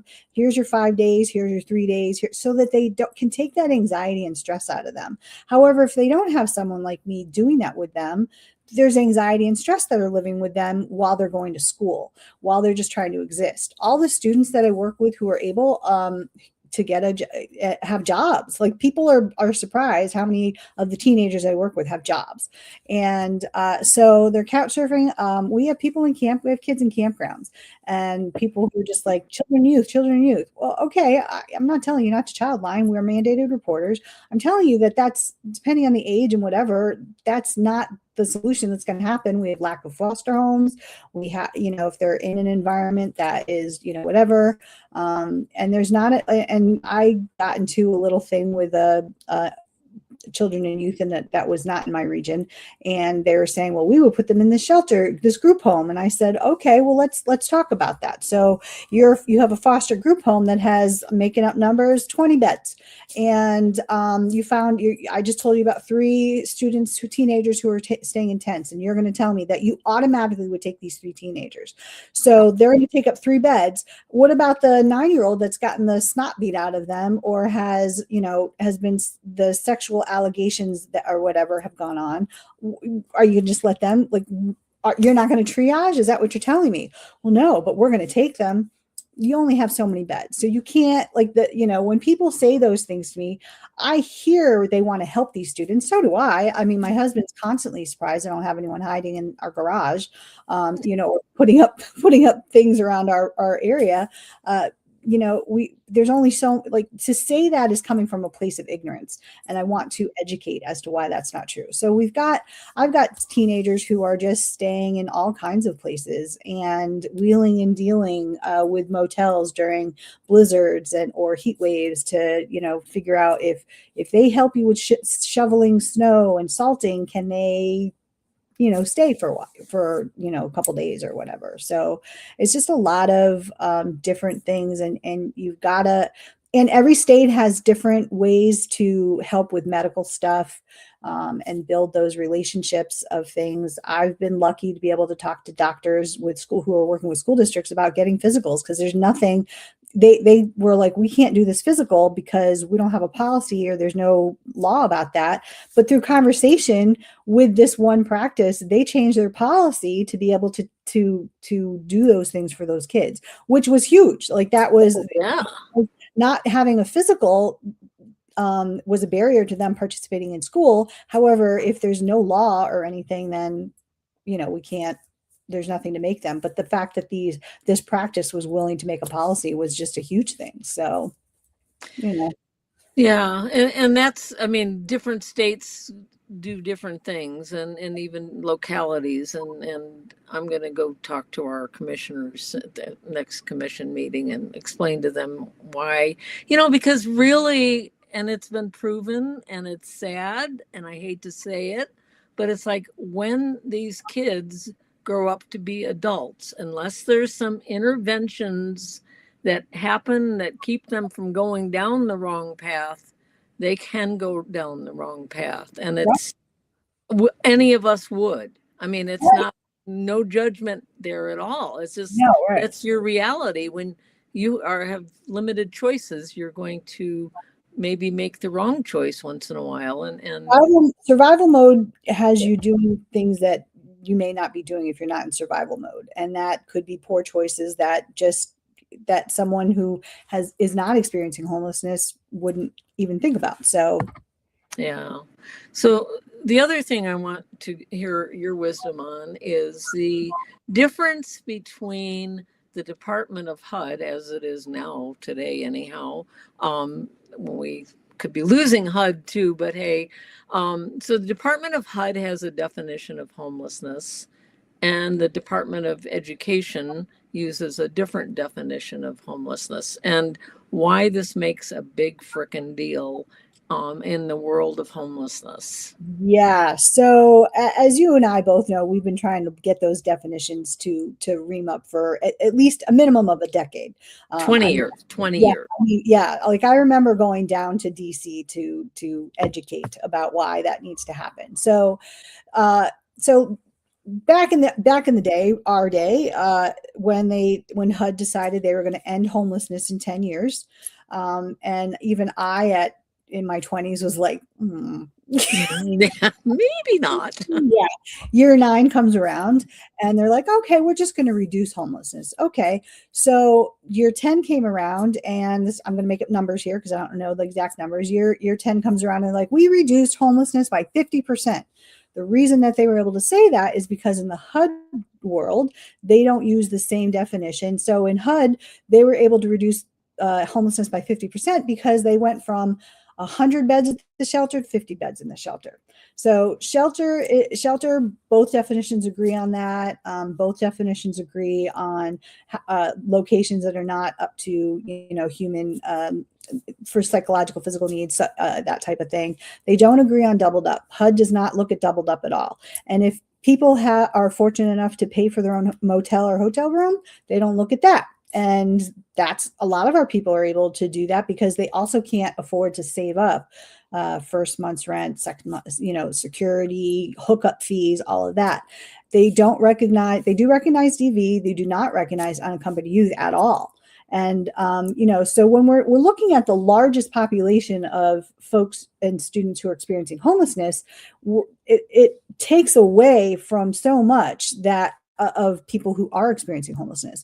And if they are not in the right definition under HUD, they're not eligible for HUD services. Even though HUD services have been greatly reduced funding wise, they still serve a purpose and they still are helpful for what they do. It's just, if you don't have those definitions lining up, we're not serving all that should be that should be served because of those definitions. And that's the hard part about that when they do the point in time counts, which we both hate. Like, let's go out and count. Are you homeless? Okay, so 1, 2, and if I give you snacks, will you answer my questions? Great. And they used to do it twice a year. Now they only do it once a year, and it's always in January. So that seems quite effective, especially if it's, during times, people who have even just acquaintances, those acquaintances tend to take them in during cold times, so they're able to do that, but they're not counted because they're doubled up. It doesn't count. If they go to a cold blue center, they'll count. But again, they find places to go and they're not easy to find. So, people trouncing through the woods trying to find them. They don't always live in the woods. And also because if they hear about the point in time count, they'll hide from their encampment. They'll just not go into that. So, but that one point in time count is important because that drives funding. So if the funding isn't there for HUD, then that creates issues for that. And then the definition under McKinney-Vento, we need the numbers to drive funding as well. So there's 1.5 million students identified as experiencing homelessness. That's just students. That's not even including the parents. That's not including those who are not in school. We're supposed to try to help, ask for the younger siblings. We don't, we're not always successful with that. And we're certainly under identifying. We know that we are. So when we say we have 1.5 million students, you can easily double, triple that, and I think we can both confidently feel, with our whole chest, we could stand behind those numbers with that, and that it's still under identifying. So the differences are vast, and they need to just match up. But right now, we're just still trying to hold on to both resources. So. Yeah, these are really the hardest times I've ever seen in all the years I've been doing this. And so on that happy note, I'm gonna thank you for joining me on this, because I do love talking to you, whether we're on screen or just sitting somewhere and chatting. Yes. But it's always good to see you. We're gonna get knocked aside. Oh. I was saying, listen, the wind. Look what the wind brought in, Diane. Yeah. Look how sunny it is there too. In Denver, I tell you. Don't be jealous. Okay. Don't be jealous. Listen, my hair is just as wild, but yours has got that wild, loveliness to it. My hair does enjoy the fact that it hasn't been combed since 1978. No, I haven't combed my hair either, so I'm good. Yeah. And the other thing, can I just add why I hate the point in time count real quick to you? Sure. Guys? Yeah. I hate it because it doesn't even consider that people are at work. Yeah. Yes. Oh, they were? And that just makes me just violent, and this is where this comes from. Look, right. You're supposed to be a day count and a night count, but again, I can't tell you how many people I've had in shelters that we had to have a day room for them to sleep because they worked overnights.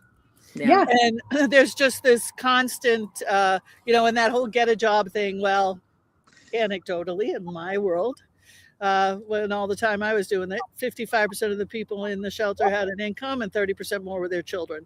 So 85% were the working poor and their kids.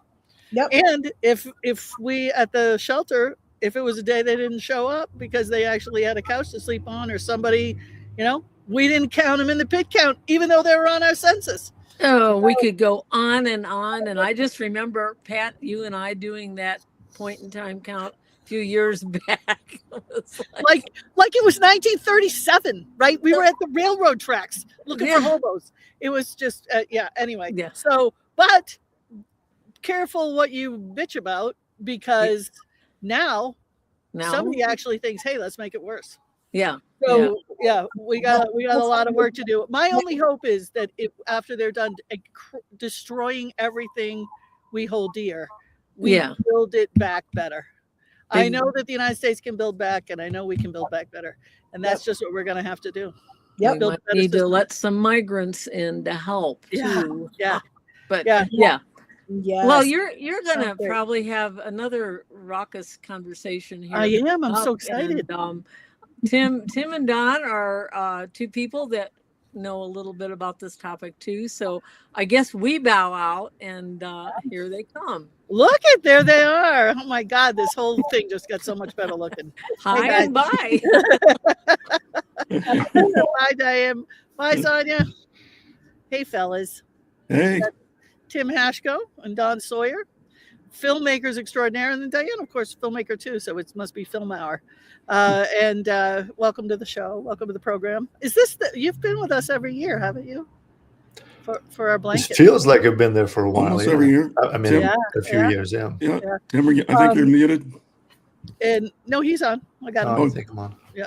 Oh, I can't hear him. Oh.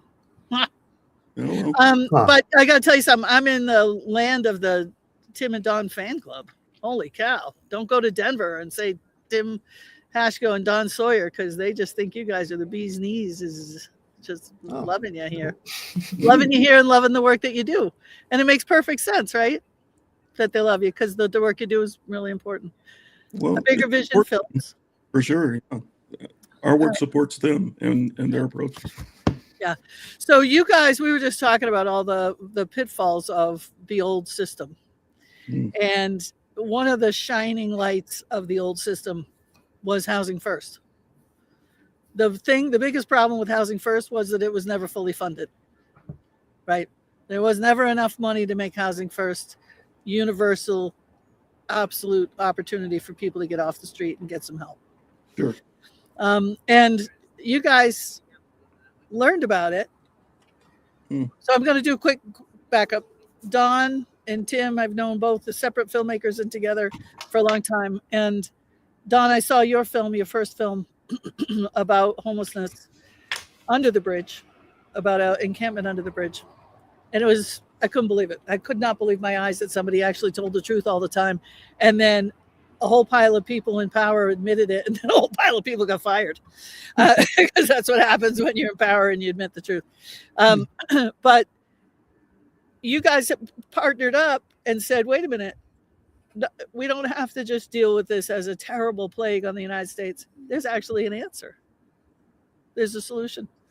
So, Don, tell us what happened. You guys decided to what? Head on out and... Well, yeah, we Under the Bridge, got me in trouble in Indianapolis. They came after me, and so we just went nationwide, and we took the film around. And like you, a lot of people were like very happy that somebody actually captured what's happening on film. But we kept hearing, but what's the solution? And we were like, well, why are you asking us? You guys have been doing this forever. And so, but we decided to take a journey to figure out, just based on the idea that if you can send a rocket ship up to the moon or Mars or wherever, you can fix this problem. So why don't we just work until we find out what the solution is? And it wasn't easy, it took a long time, it took a lot of miles, but we did come up with that solution. Let me just say one thing, kind of one final dagger with the Housing First federal government version. They did not fund the services, a little bit for services, but they did not fund the services, nor did they require people who were calling their program Housing First to provide services. So, And then let me just insert, when when you're saying services, you mean necessities. You mean things that were gonna, people hear services, they think people were getting their nails done, right? You mean the absolute necessities that people need to survive in yes, a situation where, after being on the street for 5, 10, 15 years, having every sort of physical, emotional, or mental issue that would cause, if it didn't cause homelessness, that homelessness does cause, and that there was absolutely no necessity provided to help them navigate their new life. right, exactly. And that's why it failed. That's it. That is the problem. It's not even, at that point, it's not even by definition Housing First. It's people calling it Housing First so they can continue to get the funding.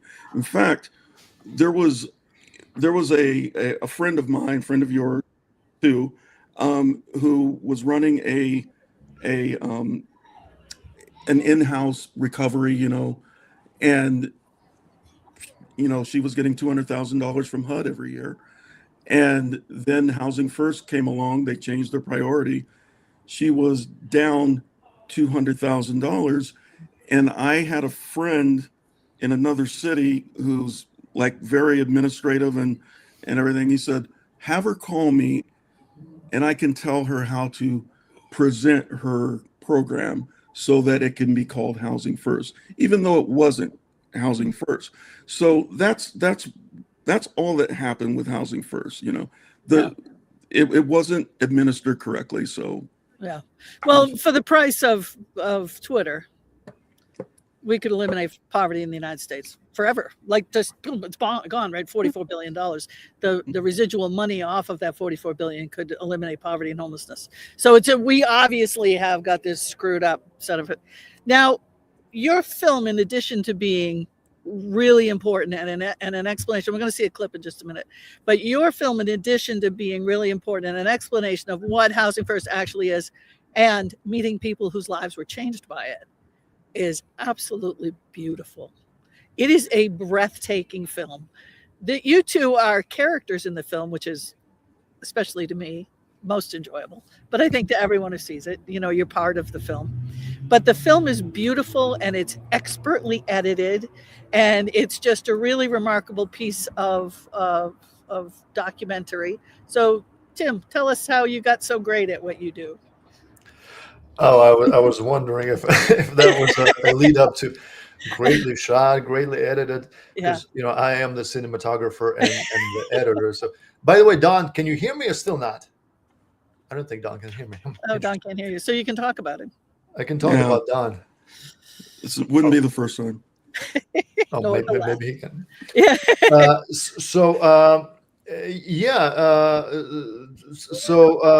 It was quite an adventure. It was for me, it was the very first kind of like a big project that I took on. I had been doing things when I was learning the craft, weddings and corporate gigs and all that stuff. And then I met Don around the time when you met Don, more than 10 years ago now, and we decided to partner up and started doing this. And I became a United States citizen right around that time as well. And I thought, well, my first big project, I wanted to be something that is going to deliver good to my new country. And I'm glad that the film resonates on many levels with folks, on both sides of political spectrum, from extreme right to extreme left, and everybody in between. And we do hear a lot of compliments on how well it looks and edited. And also, the most important thing for me personally is that folks with lived experience, we've had quite a few all around the country come up to us, those who are currently homeless or formerly homeless, and they would tell us things like, "Thank you for seeing me. I felt like this was about me, like I was the star in this, even though I wasn't in it." So yeah, it was. I'm glad it's resonating. Yeah, the experiences of people who are, I think that's what people who are making these blankets do too, right? For 50 hours, for 100 hours, they're actually thinking about somebody and, geez, what's it like to be someone who needs this blanket I'm making, right? What's that? And to actually have that person be given a thought and concern. And that's what your film does, is it brings to people who are homelessness experiencing curious. It tells them, in addition to here's a really good solution, but here's what it's like for these folks. So we're going to take a minute right now and watch a clip from the film, and we'll come back on the other side. All right.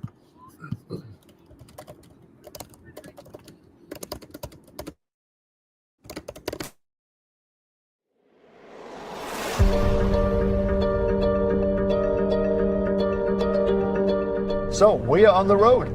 Yeah, we've begun our journey to discover the solutions to homelessness. So your answer is to put these people in temporary spaces, right? That's not a solution. Society thinks shelters are a solution, but the shelters don't think they're the solution, and the people who stay in them actually think that they're the problem. We're just pouring money into the emergency response, $50,000 per person, and they've got nothing. Housing not only is the most effective solution to homelessness, it is the most cost-effective solution to homelessness. Housing First, the motto is housing and services. No, it's not. I promise you it is. No, it's not. The support services are what make the model successful. I wouldn't be alive if it weren't housing first.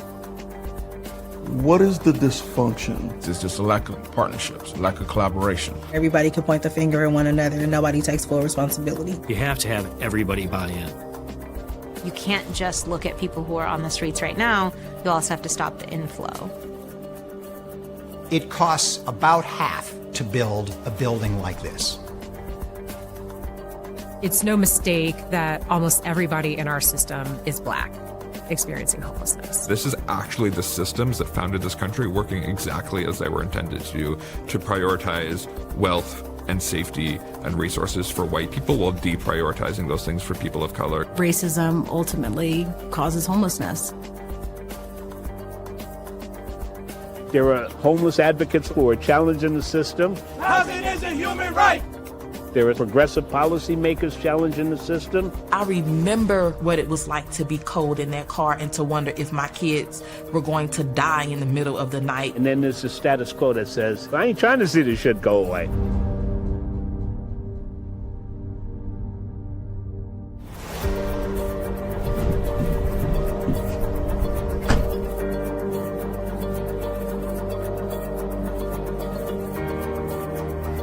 You get the public on board, we're going to solve it. The power of film. Power of film. I'm so glad I'm not out here no more, man. Gosh, man.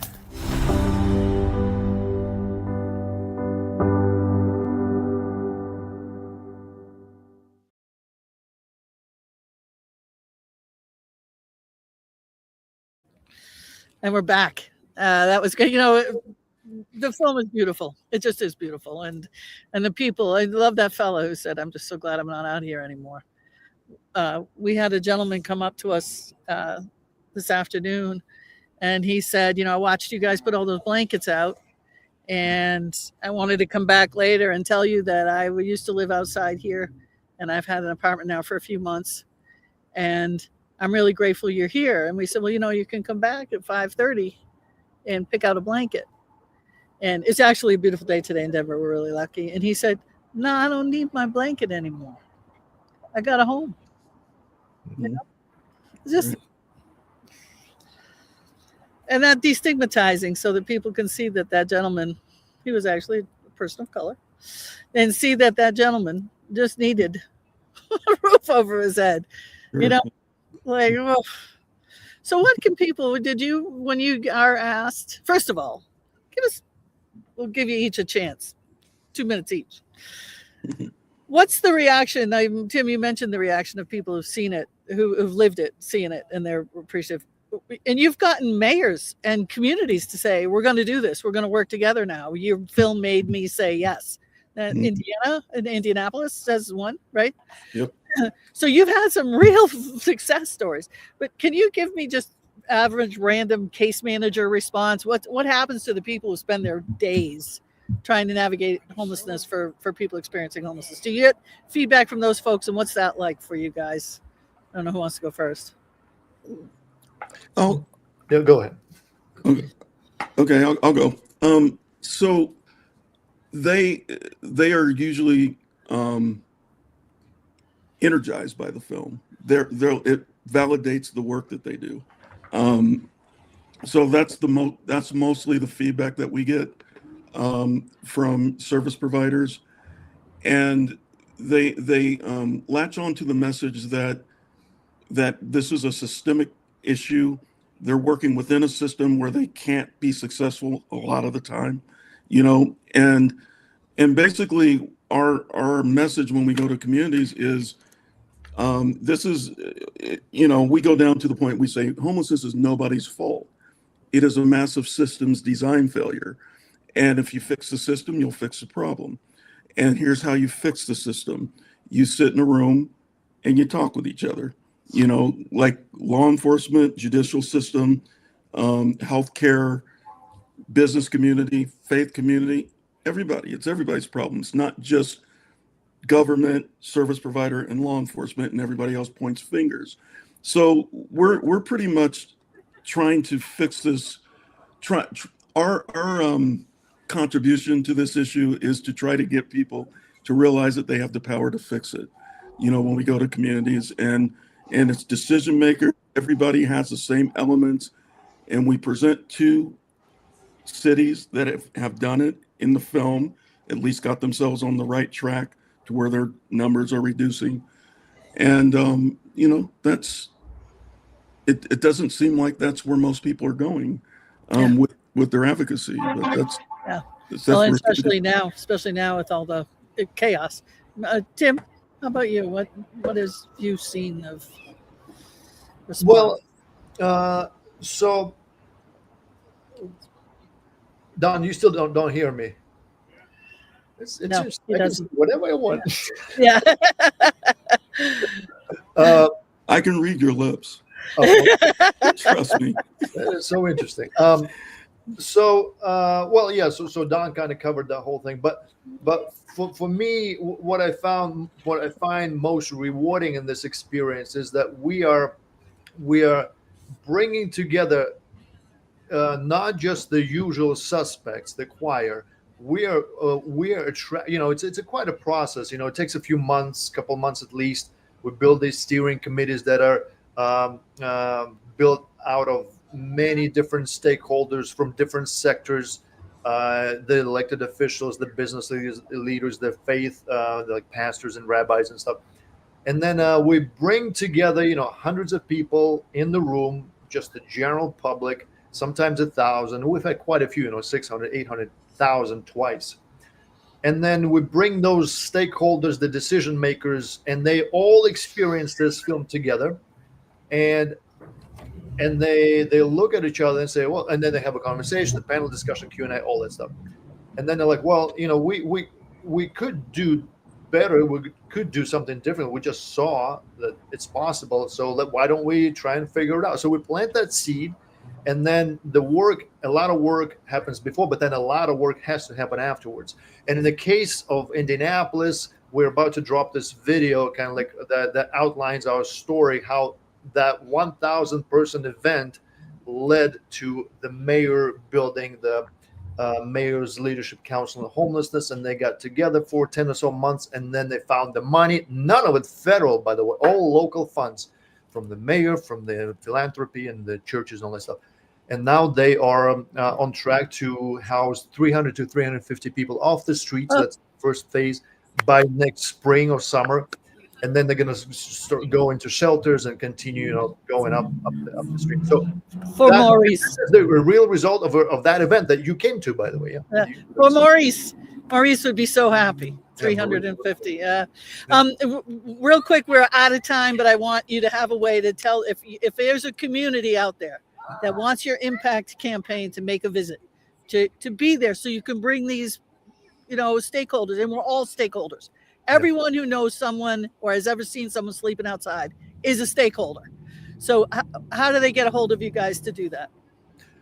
Well, the easiest thing would be to go to the website, asolutiontohomelessness.com, on the screen right there. And then there's a request a screening form where you can just send us a message, call us, and we'll start a series of conversations and we'll figure it out together.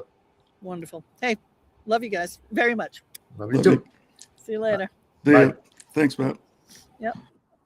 And I guess am I turning this over to you, Max? You are. All right. I'm about to hop out of this chair, and the amazing Max Goller will be sitting in it. And by the way, Max Donnelly, who's the executive producer of this program, you're amazing. Chris Kapp, who is the field producer, is doing a great job too. But Max, you're doing a great job. Okay, here's Max. And I'm happy to be back here. I have as my next guest Kevin Raleigh. What's your role at Colorado Coalition for the Homeless? I'm the Associate Director of our Department of Outreach and Engagement Services. So I support our leadership in our street outreach teams, rapid rehousing, housing program, stabilization case management, and a small cultural and community programming, Native American services. So Colorado Coalition has been absolutely essential to us on the ground for this event here in Denver this year. We could not have come to Denver without them. On my podcast, I had the opportunity to interview Alexis Whittam and April Krull from the Colorado Coalition for the Homeless. So it's nice to have somebody else here from that organization. So Kevin, can you explain the scope of the Colorado Coalition and what you do? And I can try. I have been with the coalition now. Last week was my 21-year anniversary, and I think I'm still not even qualified to speak authoritatively on all of it. The Colorado Coalition for the Homeless is a large organization. We're more than 800 full-time staff. Quintessentially, our biggest focuses are housing, healthcare, and supportive services, we serve metro-wide especially, but statewide with also some recovery programming communities outside of the Denver metro area. Let's help me refine a little bit. In my department, I'm happy to bring it in a little bit more closely to the Department of Outreach and Engagement Services, which is a front door for the organization. It's the place where we are serving individuals and families who are currently unhoused and are looking for a place to start. So we have walk-in case management programs for individuals, for families. We have representative pay services. We have street outreach teams through the Denver Street Outreach Collaborative. You met April. You are a lucky man to have met her, our director of nursing. So she's been an incredible partner, and some of her teams are closely connected to us through the Denver Street Outreach Collaborative. We have a street medicine program that is part of our outreach strategy, in addition to behavioral health care clinicians who are also coming out and engaging in response to requests for outreach and proactive kind of geographic-based outreach across all of Denver. Additionally, in our department, I mentioned Native American services, cultural and community programming that is connected to services that's really kind of a front door place for a specific population that essentially grew this program internally at the coalition, came to the coalition 20 years ago and asked for a space just to support the operation of talking circles. And we've developed programming around that. It's been unbroken and continuous now for 20 plus years, and we have case management and behavioral health services attached to that program as well. So it is outside of our healthcare settings. The Department of Outreach and Engagement Services is essentially engaged in the work of supporting people who are currently surviving homelessness. So one question I've got, it always seems like financing an operation. You said you had 800 people under you, which is an incredible amount of people to be servicing the unhoused. We've had some challenges in terms of certainly government funding recently with everything that's going on. How dependent were you on that kind of funding, and how much did that affect what you're able to do here in Denver?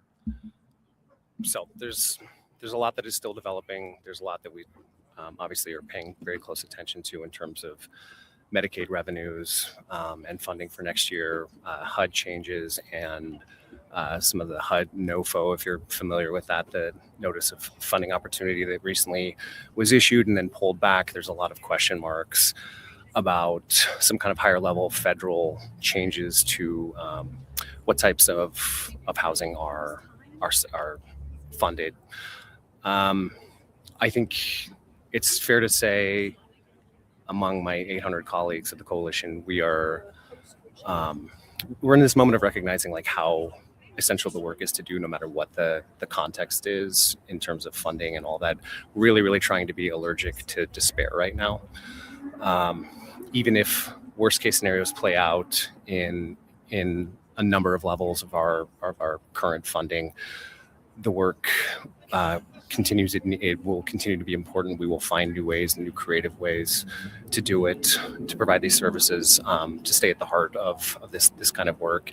And I think we will outlive some bad ideas, and we are always looking for however we can be most effective, no matter what the context is in which we have to serve. So trying to ward off despair right now, things, scary things in terms of proven strategies through housing first and, kind of supportive housing models that I think we at the coalition have been pioneers of, and truly believe in the efficacy of, knowing that we always want to be in the situation where we're building upon what works. But we're in a moment right now where, we are getting creative. We are having to re-articulate why we know what works, and doubling down on those types of practices and explaining it well, I think is also a big part of where we are right now. Bring up a very good point. I had on Jonna Flood, who is with Elevated Denver, and it was all about the stories behind the people who are unhoused, which is an important part of this because there's so much misunderstanding about how people become unhoused and what it's about. So those stories are really important for people to understand. I did also want to tie in on your idea of the housing first model. We just had Don and Tim on, and their movie is very strongly focused on the efficacy and the perfect way that housing first works as a model for dealing with the unhoused and getting them permanently into housing. And that's a model that I know you use, but the federal government now seems to be focused on this temporary, get them in, give them the right. Yeah. Housing first is, I would say, it's not magic. What is maybe most surprising to me is the degree to which it's controversial, because housing first is so practical. It is so pragmatic. What it essentially does, in terms of public health outcomes, having someone inside rather than outside immediately reduces people's exposure to assaults and car accidents and weather-related injuries. There's like an immediate kind of effect in terms of health outcomes. But what Housing First does is it gives people who are surviving homelessness what you and I have, what I consider myself part of the chronically housed population, that we have the ability to go through our own traumas and stressors and deal with the own messiness of our lives behind closed doors in a warm, safe space. And that really is just, think about it in your own life. It is the precursor condition for making changes, for finding additional stability, for healing and all of that. It's such a simple idea, and it's hard to really wrestle with how fundamentally it's being challenged as just like, in principle, not a good concept.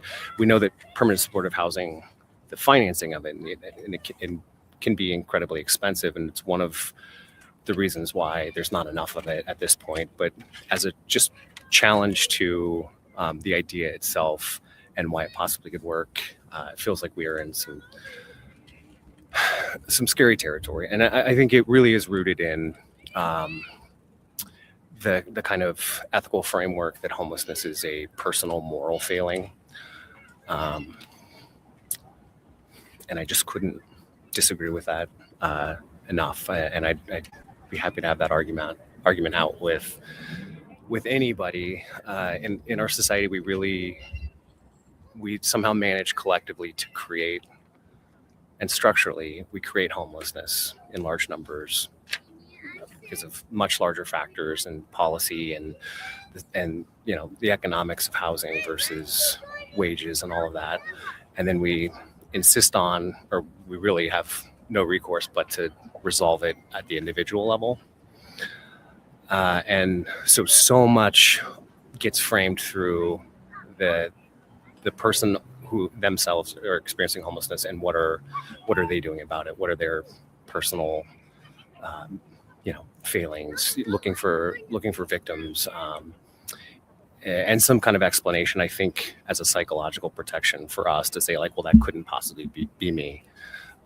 They must have made a number of all of the wrong decisions, and so I can't be that. I'm very glad you brought that up. It was interesting. You talked too about health outcomes and how the Housing First model is the best model for preventing bad health outcomes for the unhoused. And we're here, the event that you're holding and that you hold every year here is a vigil for all those unhoused who lost their lives in the previous year in the Denver area. And it was my understanding that this year's vigil, unfortunately, has more names than what they had last year. Can you tell us about the vigil and the start time and how people might be able to participate in that vigil? Sure.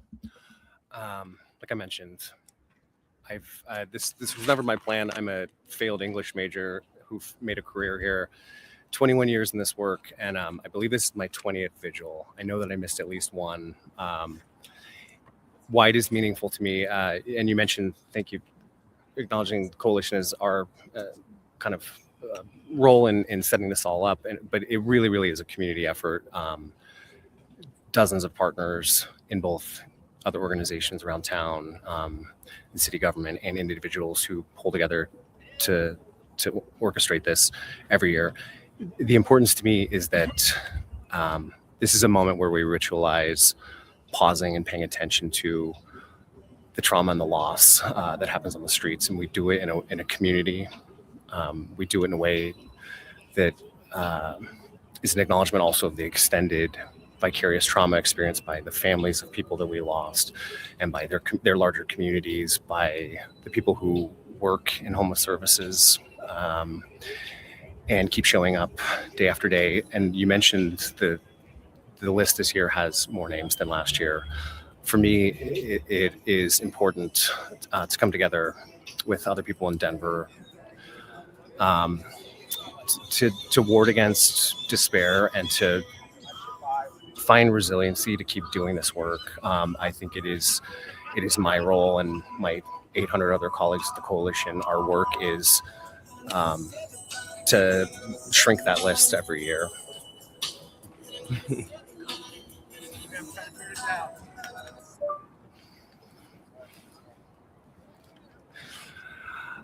So I highly encourage anyone in town to make this an event. It always happens on December 21st, which is traditionally, the darkest night of the year, often the coldest night of the year. We are sitting out here. I could peel down even another layer. It's very strange that it is this mild, and I'm grateful for that when I'm thinking of the people that we support who are living outside and surviving. But it really is. It's a beautiful moment where a number of service providers, people from the community, people with lived experience, people who have survived, people who are still out there, and people from the general public who just have interest and concern can all be in one place, can do the important thing of naming people, really grounding in a moment, making something that's big and complex, less of an abstraction, with candles and physical memorials and words and song. So I would invite anyone to make this part of their winter season. Well, and I was going to note too, so I've been out here all day. When I woke up this morning, I looked at the temperature and it was 21 degrees. It rose to the 60s later on in the day. And now we're back where the sun's going down and we're starting to see the temperature drop again. And I think that probably is a big reason that Colorado tends to have a larger unhoused population, is because you can get at least temperatures, mild temperatures for part of the day, and you just have to stay warm a little less time. What is the homeless or unhoused population like here in Denver for you? Do you know what the numbers are that you're serving? Good question. I mean, it's always a very, very hard question to answer. I mean, we can look at point in time count from last year. I'm trying to remember. I believe it was 2,170 or so who were counted. We know that that's a very imperfect count. And if I can get back to you with other numbers that come from like more of a systems survey of HMIS and people who are passing through homeless service providers throughout the year, I can tell you from the experience of the Denver Street Outreach Collaborative, our street outreach teams, outreach workers, behavioral health clinicians, and street medicine team tend to meet about 1,200 unduplicated, unique individuals every year. And you mentioned right now where we are in terms of the weather. You were correct that Denver can be pretty temperate and nice during the day.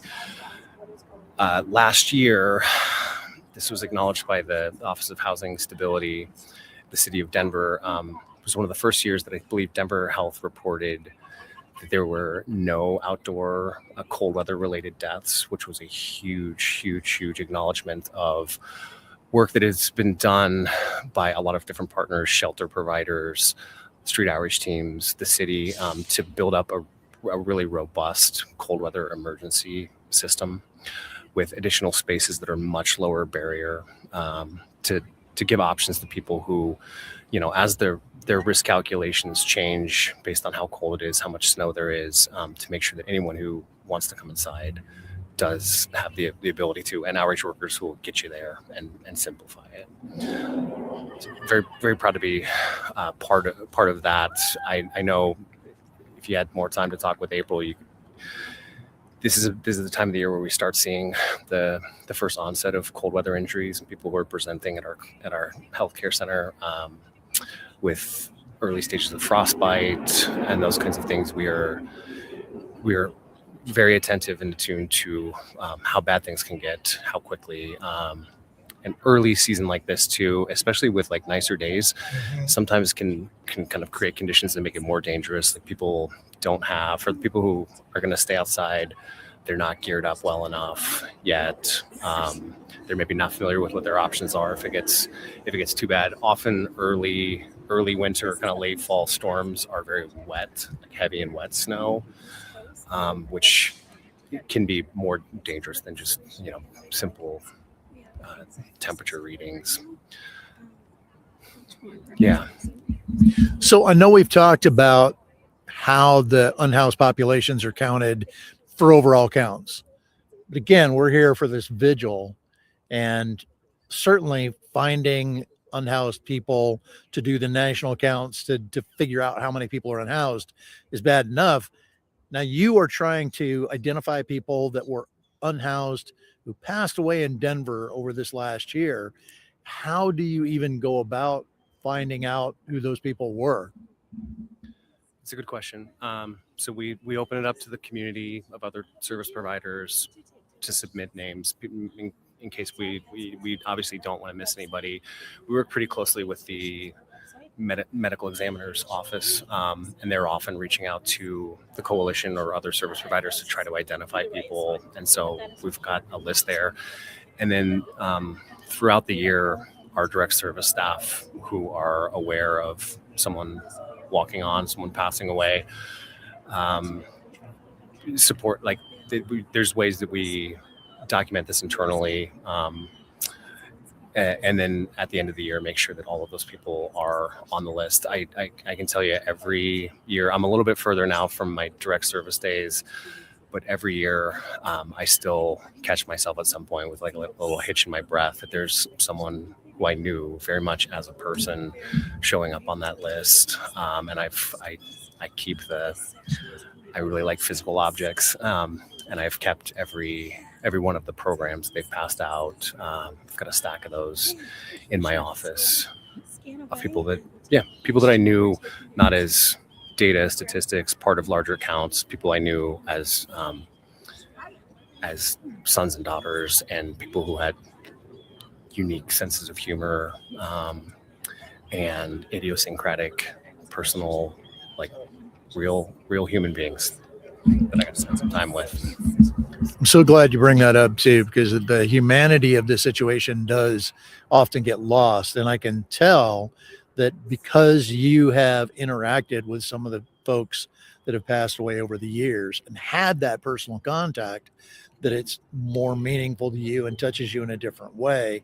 And unfortunately, a lot of people don't have that same connection, and everybody kind of looks at it from afar. So it is very interesting and very good that you can provide that perspective as well. Can you tell us more about how people can learn more about your organization? I don't think that I asked you for your website or anything like that, but just people here in Denver that are looking for support services for people they may know who are unhoused or who may be unhoused themselves.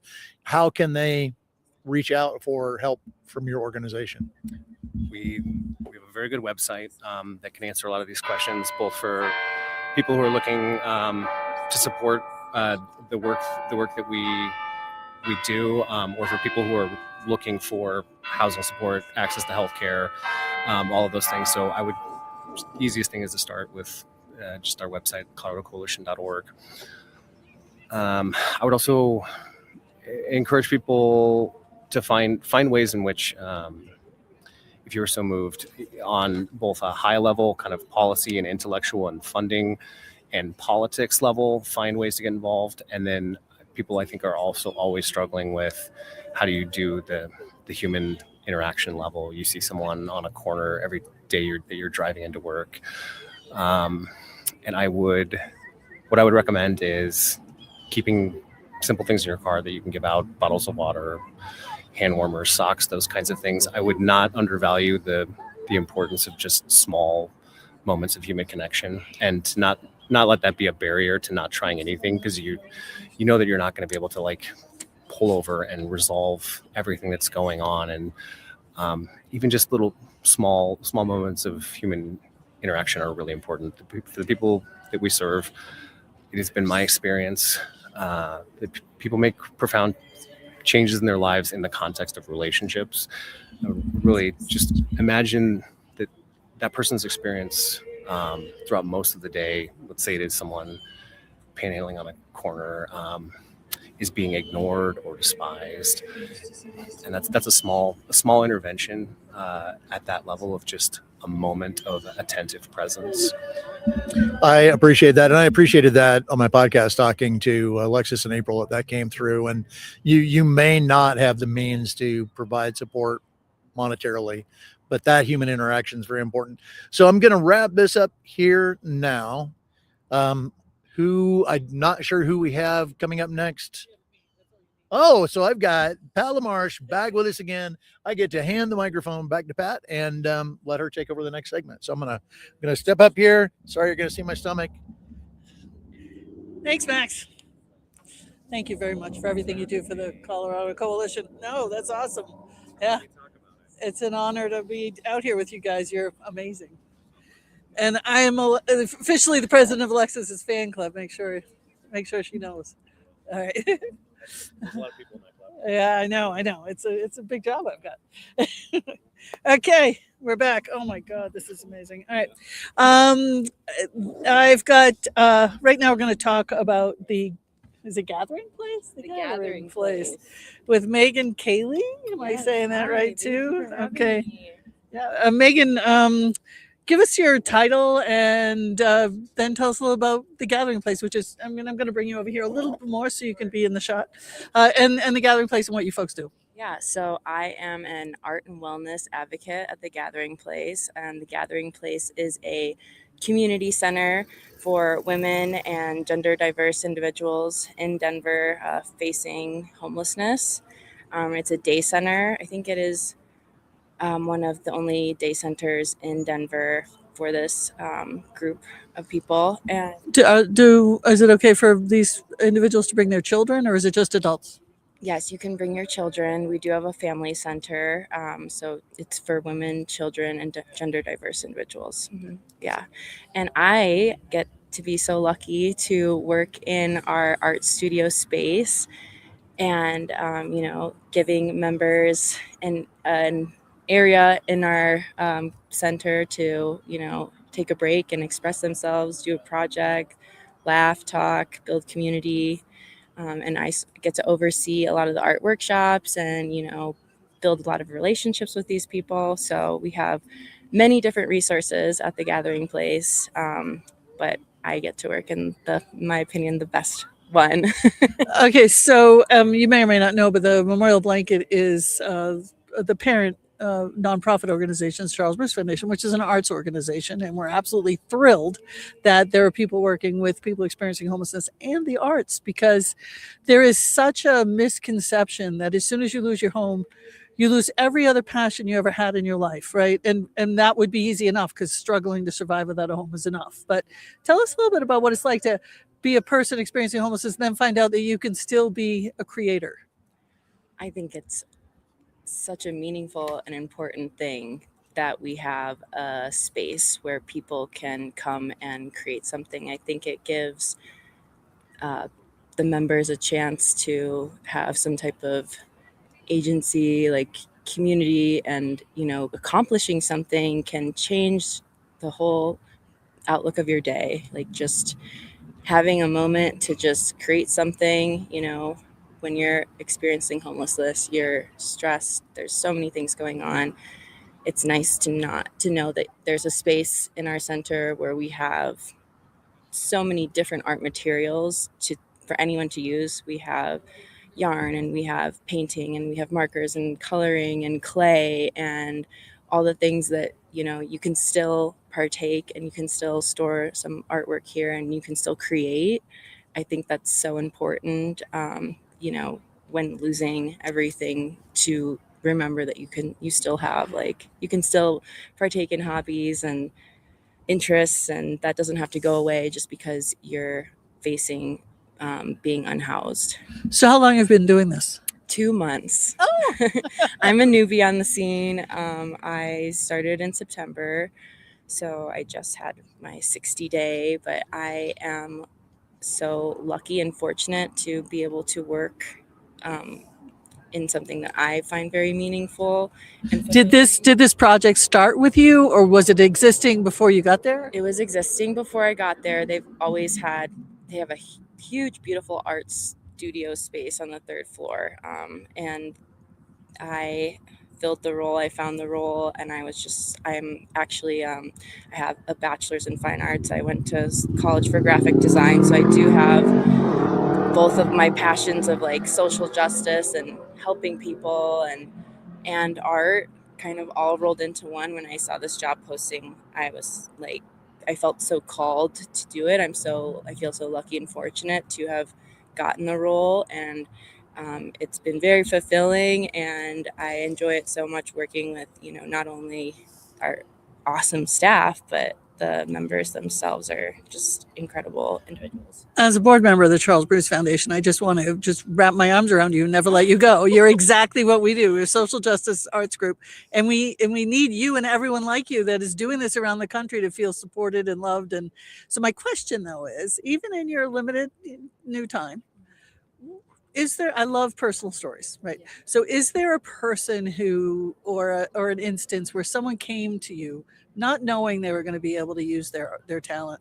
And can you recall a moment when you put that clay in someone's hands, or that typewriter in someone's hands? Or Absolutely. I think there are many moments like that that happen to me weekly that I'm so grateful to have helped them experience. People come into the art room, or sometimes just wander in. It's it's very low barrier. We leave the door open. People can come in and, leave during however long they want to be in there. So sometimes somebody will wander in and they've never taken the time to come into the art room or done any of our workshops, and they kind of just happen to come in, and you can tell on their face they're feeling stressed and it's chaos for them. And I kind of invite them in and coax them into like doing a project, and watching their mood change from like chaos to calm in an hour. That means everything to me. I know that a large part of our population does have some mental health, and seeing people that maybe are a little bit more dysregulated outside the art room, and then can come in and completely they just change into this calm demeanor, and I can tell that it really does make a difference. And even if it's for a short time in the day, like, I think that that's really important. And What a gift, chaos to calm. I know, just personally, chaos to calm is such a gift someone can give me.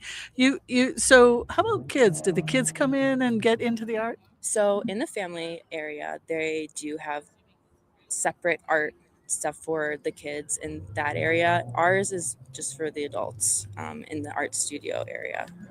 Have you seen people express their anger, their rage, one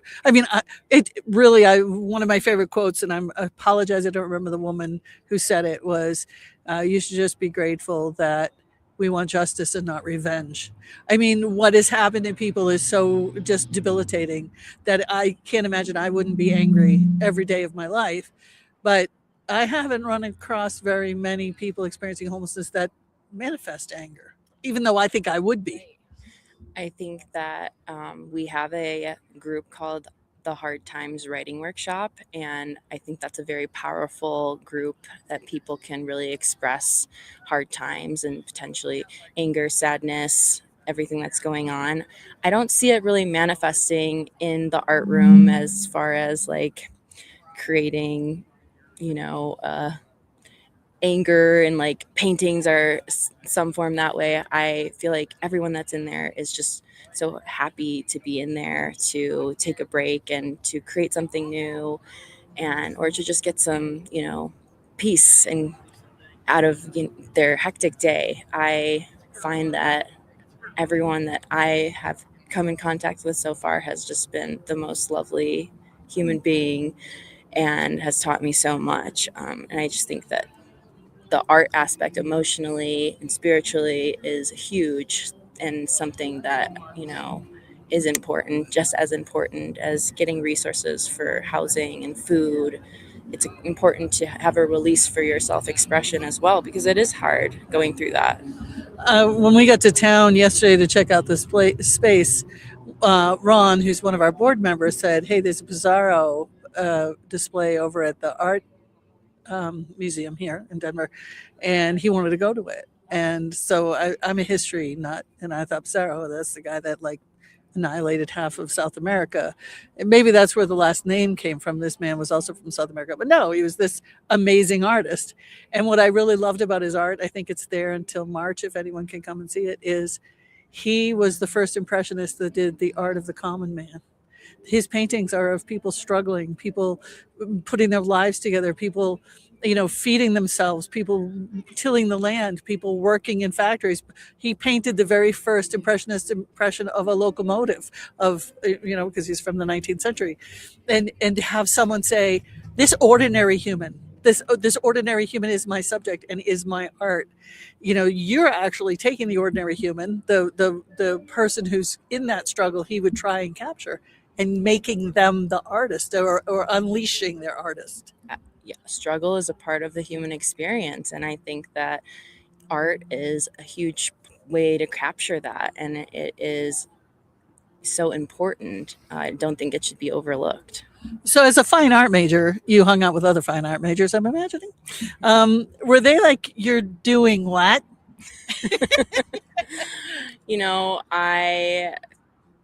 I think that I fortunately, the people that I went to school with, I am so proud to see them all doing very important work out in the world. I think that was something that I found a lot of community in where I went to college, is that, they're very liberal people that care and, give a shit about other human beings. And I think that that's just something that I've always resonated with. And that's why I chose that field, because I feel like that is, art is empowering for people. So you're a Grateful Dead fan, I see from your hat. Either that or you found the hat. And we actually have a shelter director here, Claire Ryder, who is the most enormous Grateful Dead fan. Oh, amazing. But the Grateful Dead, the phrase comes from Irish folklore. And it's the people who pass, who see you be kind to someone they care about. Right. And Always be kind. And I can't imagine how many Grateful Dead there are in the beyond that are seeing you be kind. Oh, that means so much to me. Thank you. That's very sweet. I, was raised to always be kind and think of others. I feel like to navigate this world, you have to see people for what they're going through, be compassionate, and always be kind. You don't know what someone's going through. You don't know how, everyday life is affecting everyone. It is not as far off as an idea to become homeless, and I think people need to realize that as well. It's, I think, something that's unique about the United States is that, in a bad way, that sometimes people feel like homelessness is deserved. And I, going into this role, cared, of course, about the topic, but I have learned so much, and how, learning more about how this can happen, I think is something that needs to be more widely understood. Even if people, there is actually a website on the internet where you can look and you can see last night's house fires. And if you just go to that website, it's a national website, there will be hundreds, maybe thousands of house fires last night. Yeah. And this is a cause of homelessness. The sewer or the septic system not being maintained by your landlord, and the sheriff coming locking you out of the house. That's a way to become homeless. Like, there are a million ways to become homeless. There's a million ways to become homeless. It's not just, drugs and addiction and mental health. It can happen to anyone. It really can happen much quicker than you think. So I just my hope is for people to have more grace and compassion for the unhoused community. One of my favorite people, Diane Nyland, who's also a host of the show, says, if you weren't experiencing mental health breakdown when you became homeless, you will the next day, because it's just a terrible, horrible way to live. Real quick before I let you go, because we're out of time, we have a ton of fans of what we do that are artists, and we have a ton of fans that care about the homeless, and they might really want to help you do your work. So how can people help the Gathering Place? I would say to go to our website, which I Google the Gathering Place Denver, find a contact information on there. I can leave you guys with my business card, which has a QR code to donate directly to our arts program. We have an Amazon wish list for people to, purchase emergency blankets and boot covers and things, for the colder months to help in winter safety. We have volunteer opportunities through our website. So I would say check out our website, Google Denver, the Gathering Place, and see all the awesome things that we have to offer there. And we'd be happy, we'll give you blankets obviously today, but we'd be happy to get you some yarn. I would love that. And then maybe some of your artists can make us some blankets. We have a stitch circle, and it's one of my favorite groups. It's on every Wednesday, and people come in there and they learn how to crochet and knit, and it's awesome. People just talk and share stories. It's one of my favorite workshops. Thank you so much for taking the time today. All right. Thank you so much. Yeah, I don't know what we're going back to now. Claire Ryder. Where is she? She's right behind me. Oh, my Grateful Dead Claire Ryder. We were talking about you. Hang on. Here you go, Max.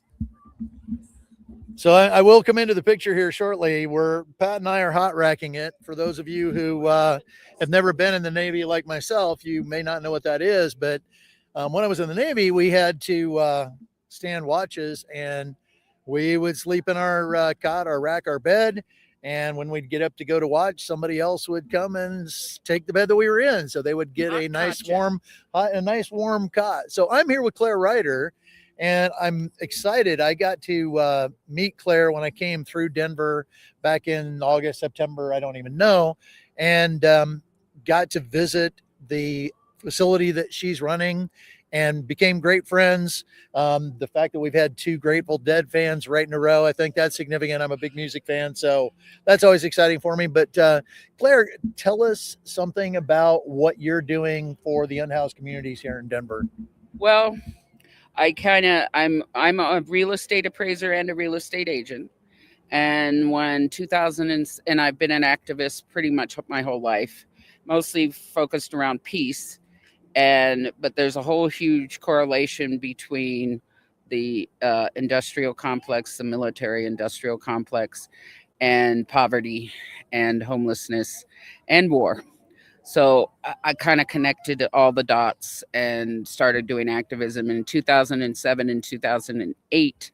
When everything crashed, I started doing foreclosure assistance with Acorn and NADA and a couple of other groups. And so I saw the correlation between the housing crisis, and I started putting my focus more in towards housing, and I was a volunteer and with various projects. And then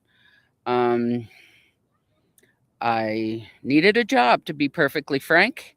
And so I went to work at another group, and because I worked overnights, and I have an autistic grandson who's 7, and I babysat him every day and ran my appraisal business and worked 12-hour shifts overnights at another place.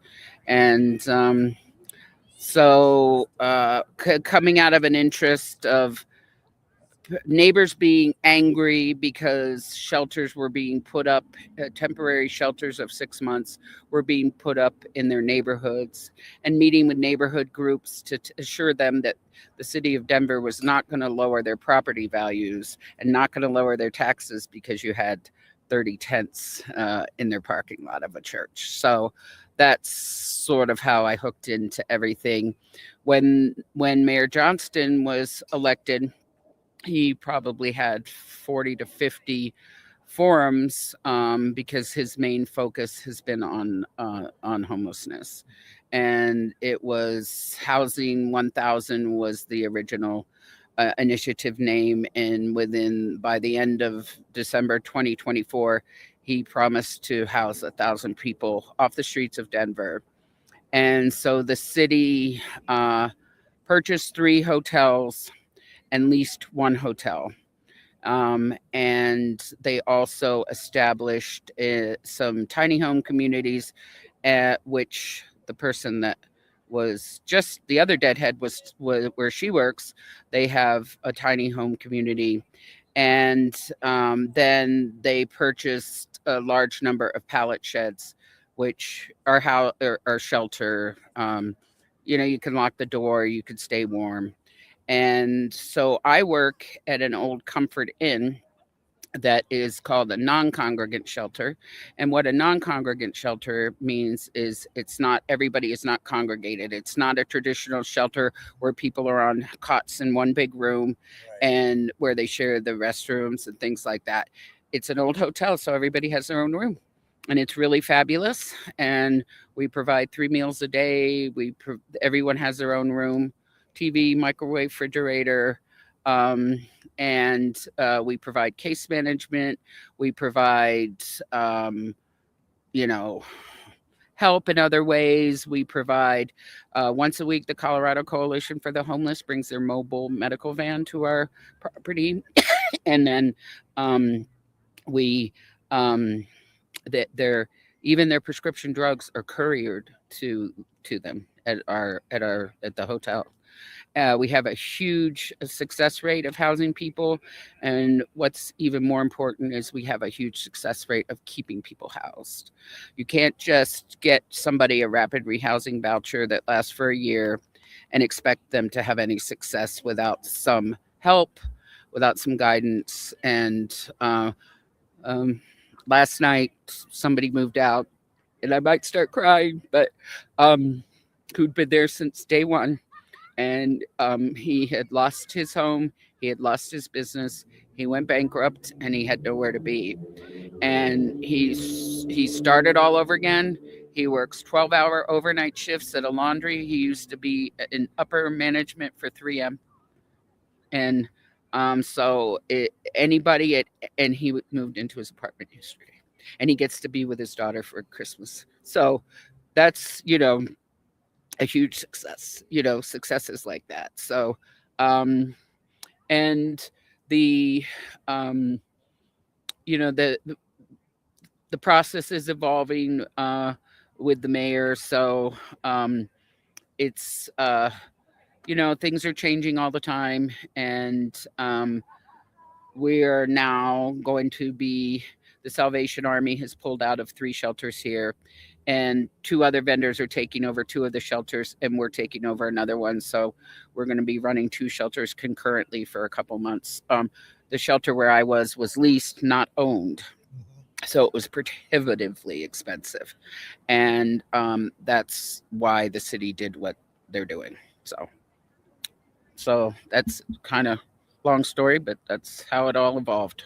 So, well, and I can speak to having visited your shelter there. I was truly impressed, partially with what you talk about, the humanity that they feel. They are seen, they're taken care of. You've got healthcare coming in to help them.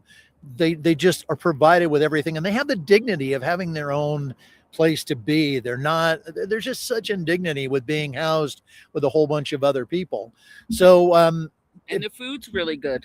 The food's delicious. And on New Year's Eve, I'm going to have a big party, and we celebrate every occasion. And it's a lot of humanity, and it's. So do the people that are there come together and become like friends, or do they form a community, or are they somewhat? Some of the people knew each other on the street.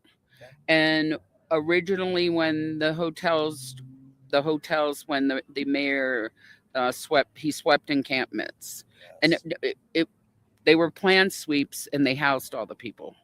Those were where the 1,000 people came from. So it wasn't, the people weren't being thrown away; they were being housed, and so a lot of the people were on the street together. So some of them knew each other. Everybody's got a street name. They all have a nickname. And so, yeah, a lot of them know each other. Some of them take care of each other's dogs. Some of them help each other out. There are people in relationships. We allow 2 people in a room. We also allow pets. So some people have their dogs in the shelter as well. Well, we are down to needing to wrap this up as well. So I do want to thank you for coming on the show. And I really appreciated being able to visit your facility when I was here back in August, September. It was wonderful. And it was wonderful to get to know you then. And thank you for being here, Claire. Thank you, Max. Yeah, it's been a pleasure. And who have we got up next? Okay, so Diane Nyland, I can just turn this over to her. So there we go. Hi, Diane. Hey there. I will let you just take over because I know what you're doing. And it looks like you may have somebody else with you. Oh, there we go. So thank you, Diane. I'll turn it over to you.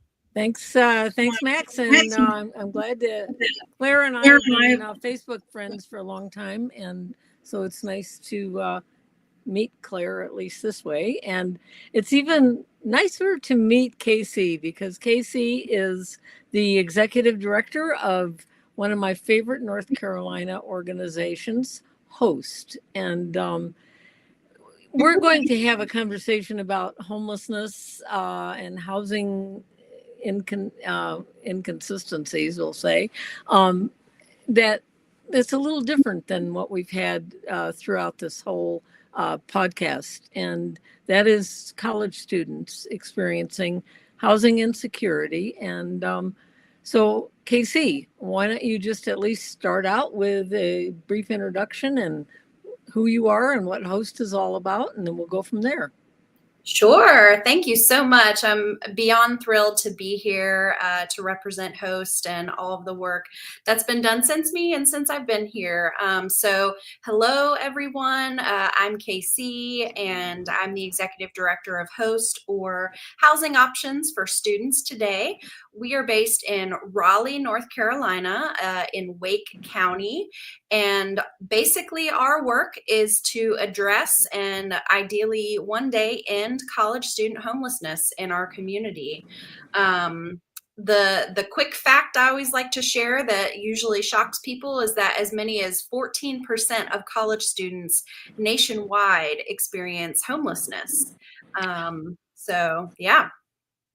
Yeah, that's something that I would bet my lunch money for a week that people don't know. And it's you know, and people because I've heard this, oh, it's hard when you're in college. And, when I was in college, I had to struggle too. And it's different now. It's way, way different. And I know when I interviewed students at North Carolina State, a few years back, their stories even shocked me as far as what they go through. And so maybe give us a little, view into what some of the common issues are that the students are facing.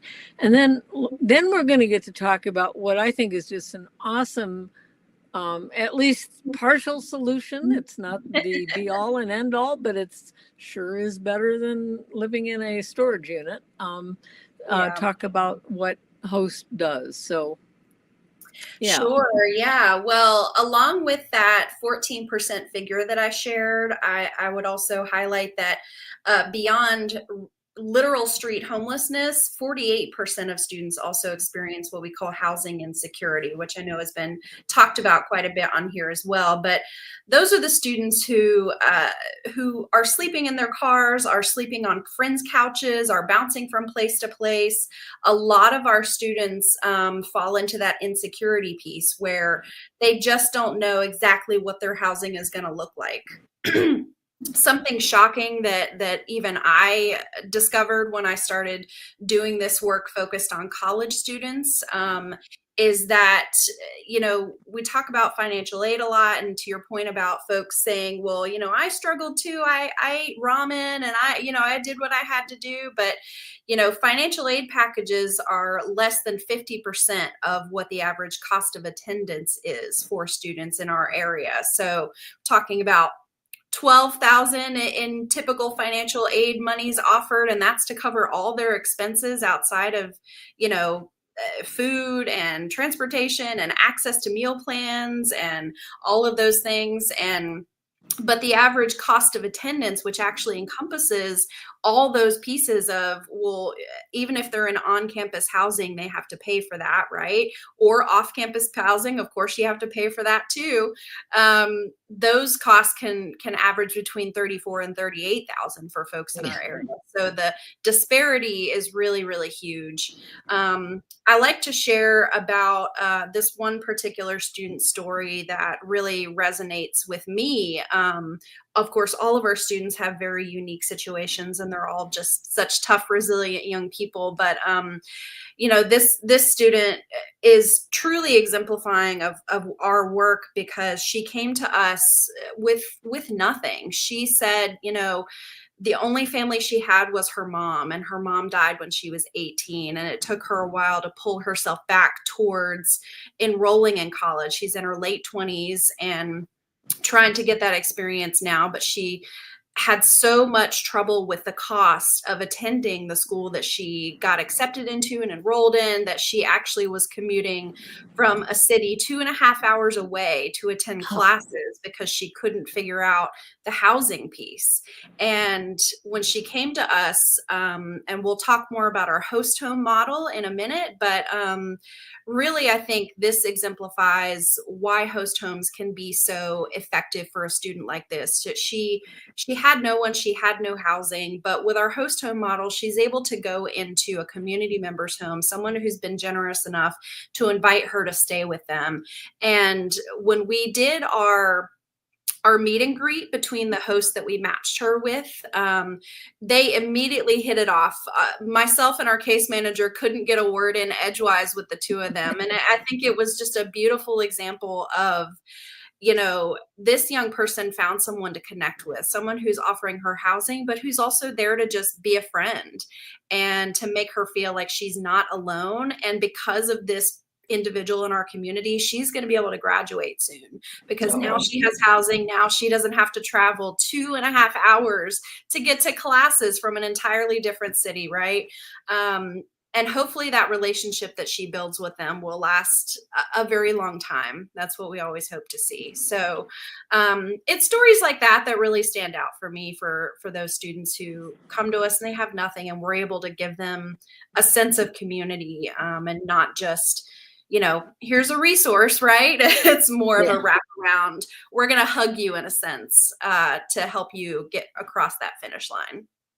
Yeah, you really do some direct contact with students, and it's tailor-made for their needs. And it's sometimes they move in with somebody that they've been matched up with. It's a very deliberate arrangement, so it's not just, hey, there's somebody down the street, you can knock on their door and go. But it's also, you do some housing assistance and other things. So we have about 3 minutes, so we can go into some of that stuff.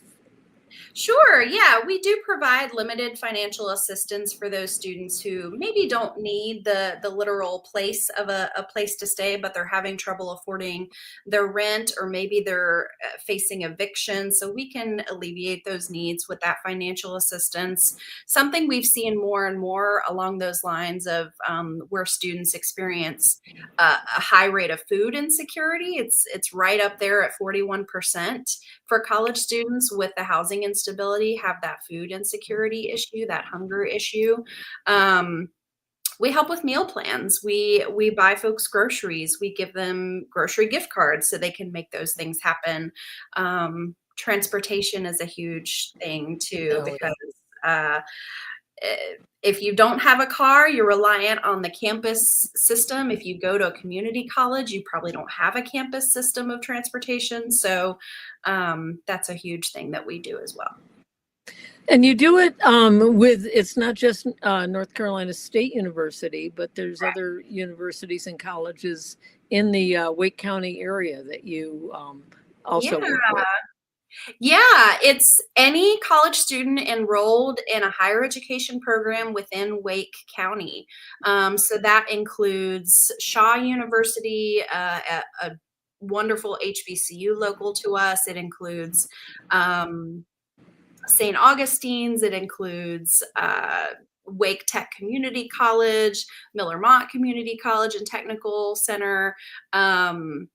All the other colleges in our county, if a student is enrolled there and in our community, we're able to help them. And that means that we also help a lot of non-traditional students. So we do have students who are older, who have gone back to school, who have needs as well. So that is amazing. And it's a very unique program. There's not a lot of programs that are similar to yours in the country, but there should be, right? Yeah. Well, I always joke that, when I mention that our organization supports homeless college students, people are like, college students can be homeless?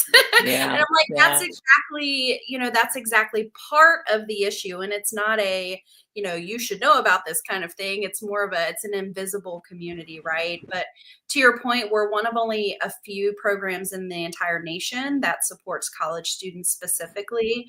And we do that through our host homes, which, like you said, is not the end all be all, but it is one model, and it allows us to really work with the community. It doesn't require us to have infrastructure because people in the community provide the housing, and we do all the other stuff. We do the case management and the hugging, like I said, the wrapping around.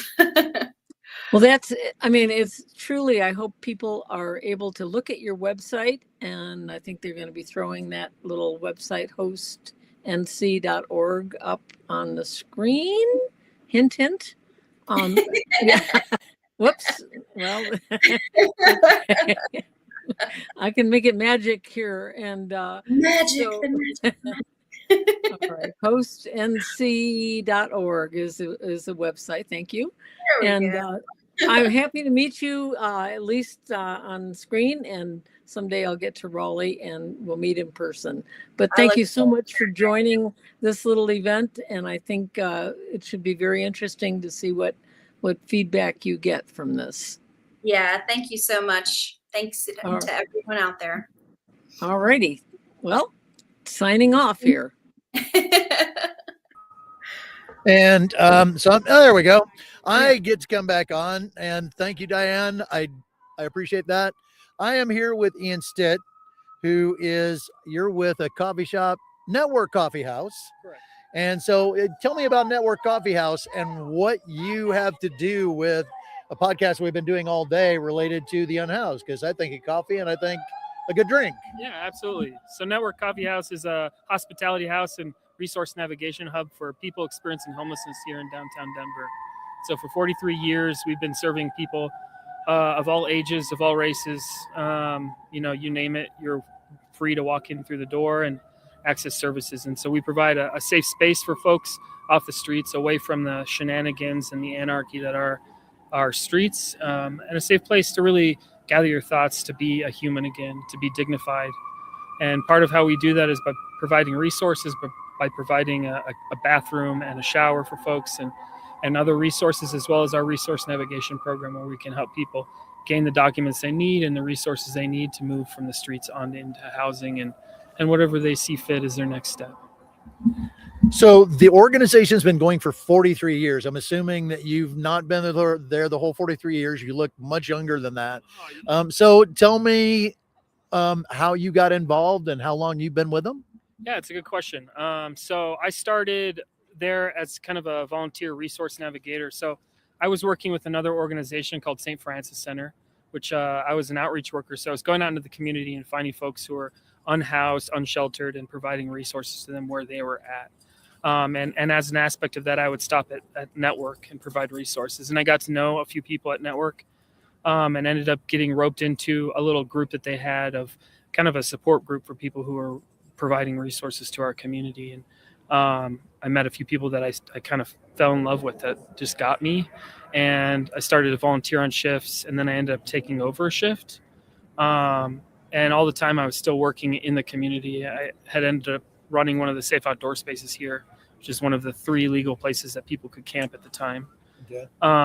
And that was coming to a close, and I was looking for my next step, and I was approached about running Network, and I took it, and I've been here ever since. And I love the fact that you're providing bathrooms and showers, these things that we take for granted, and the unhoused, unfortunately, they can't just walk into a restaurant and use their restrooms because everybody wants you to buy a product or something.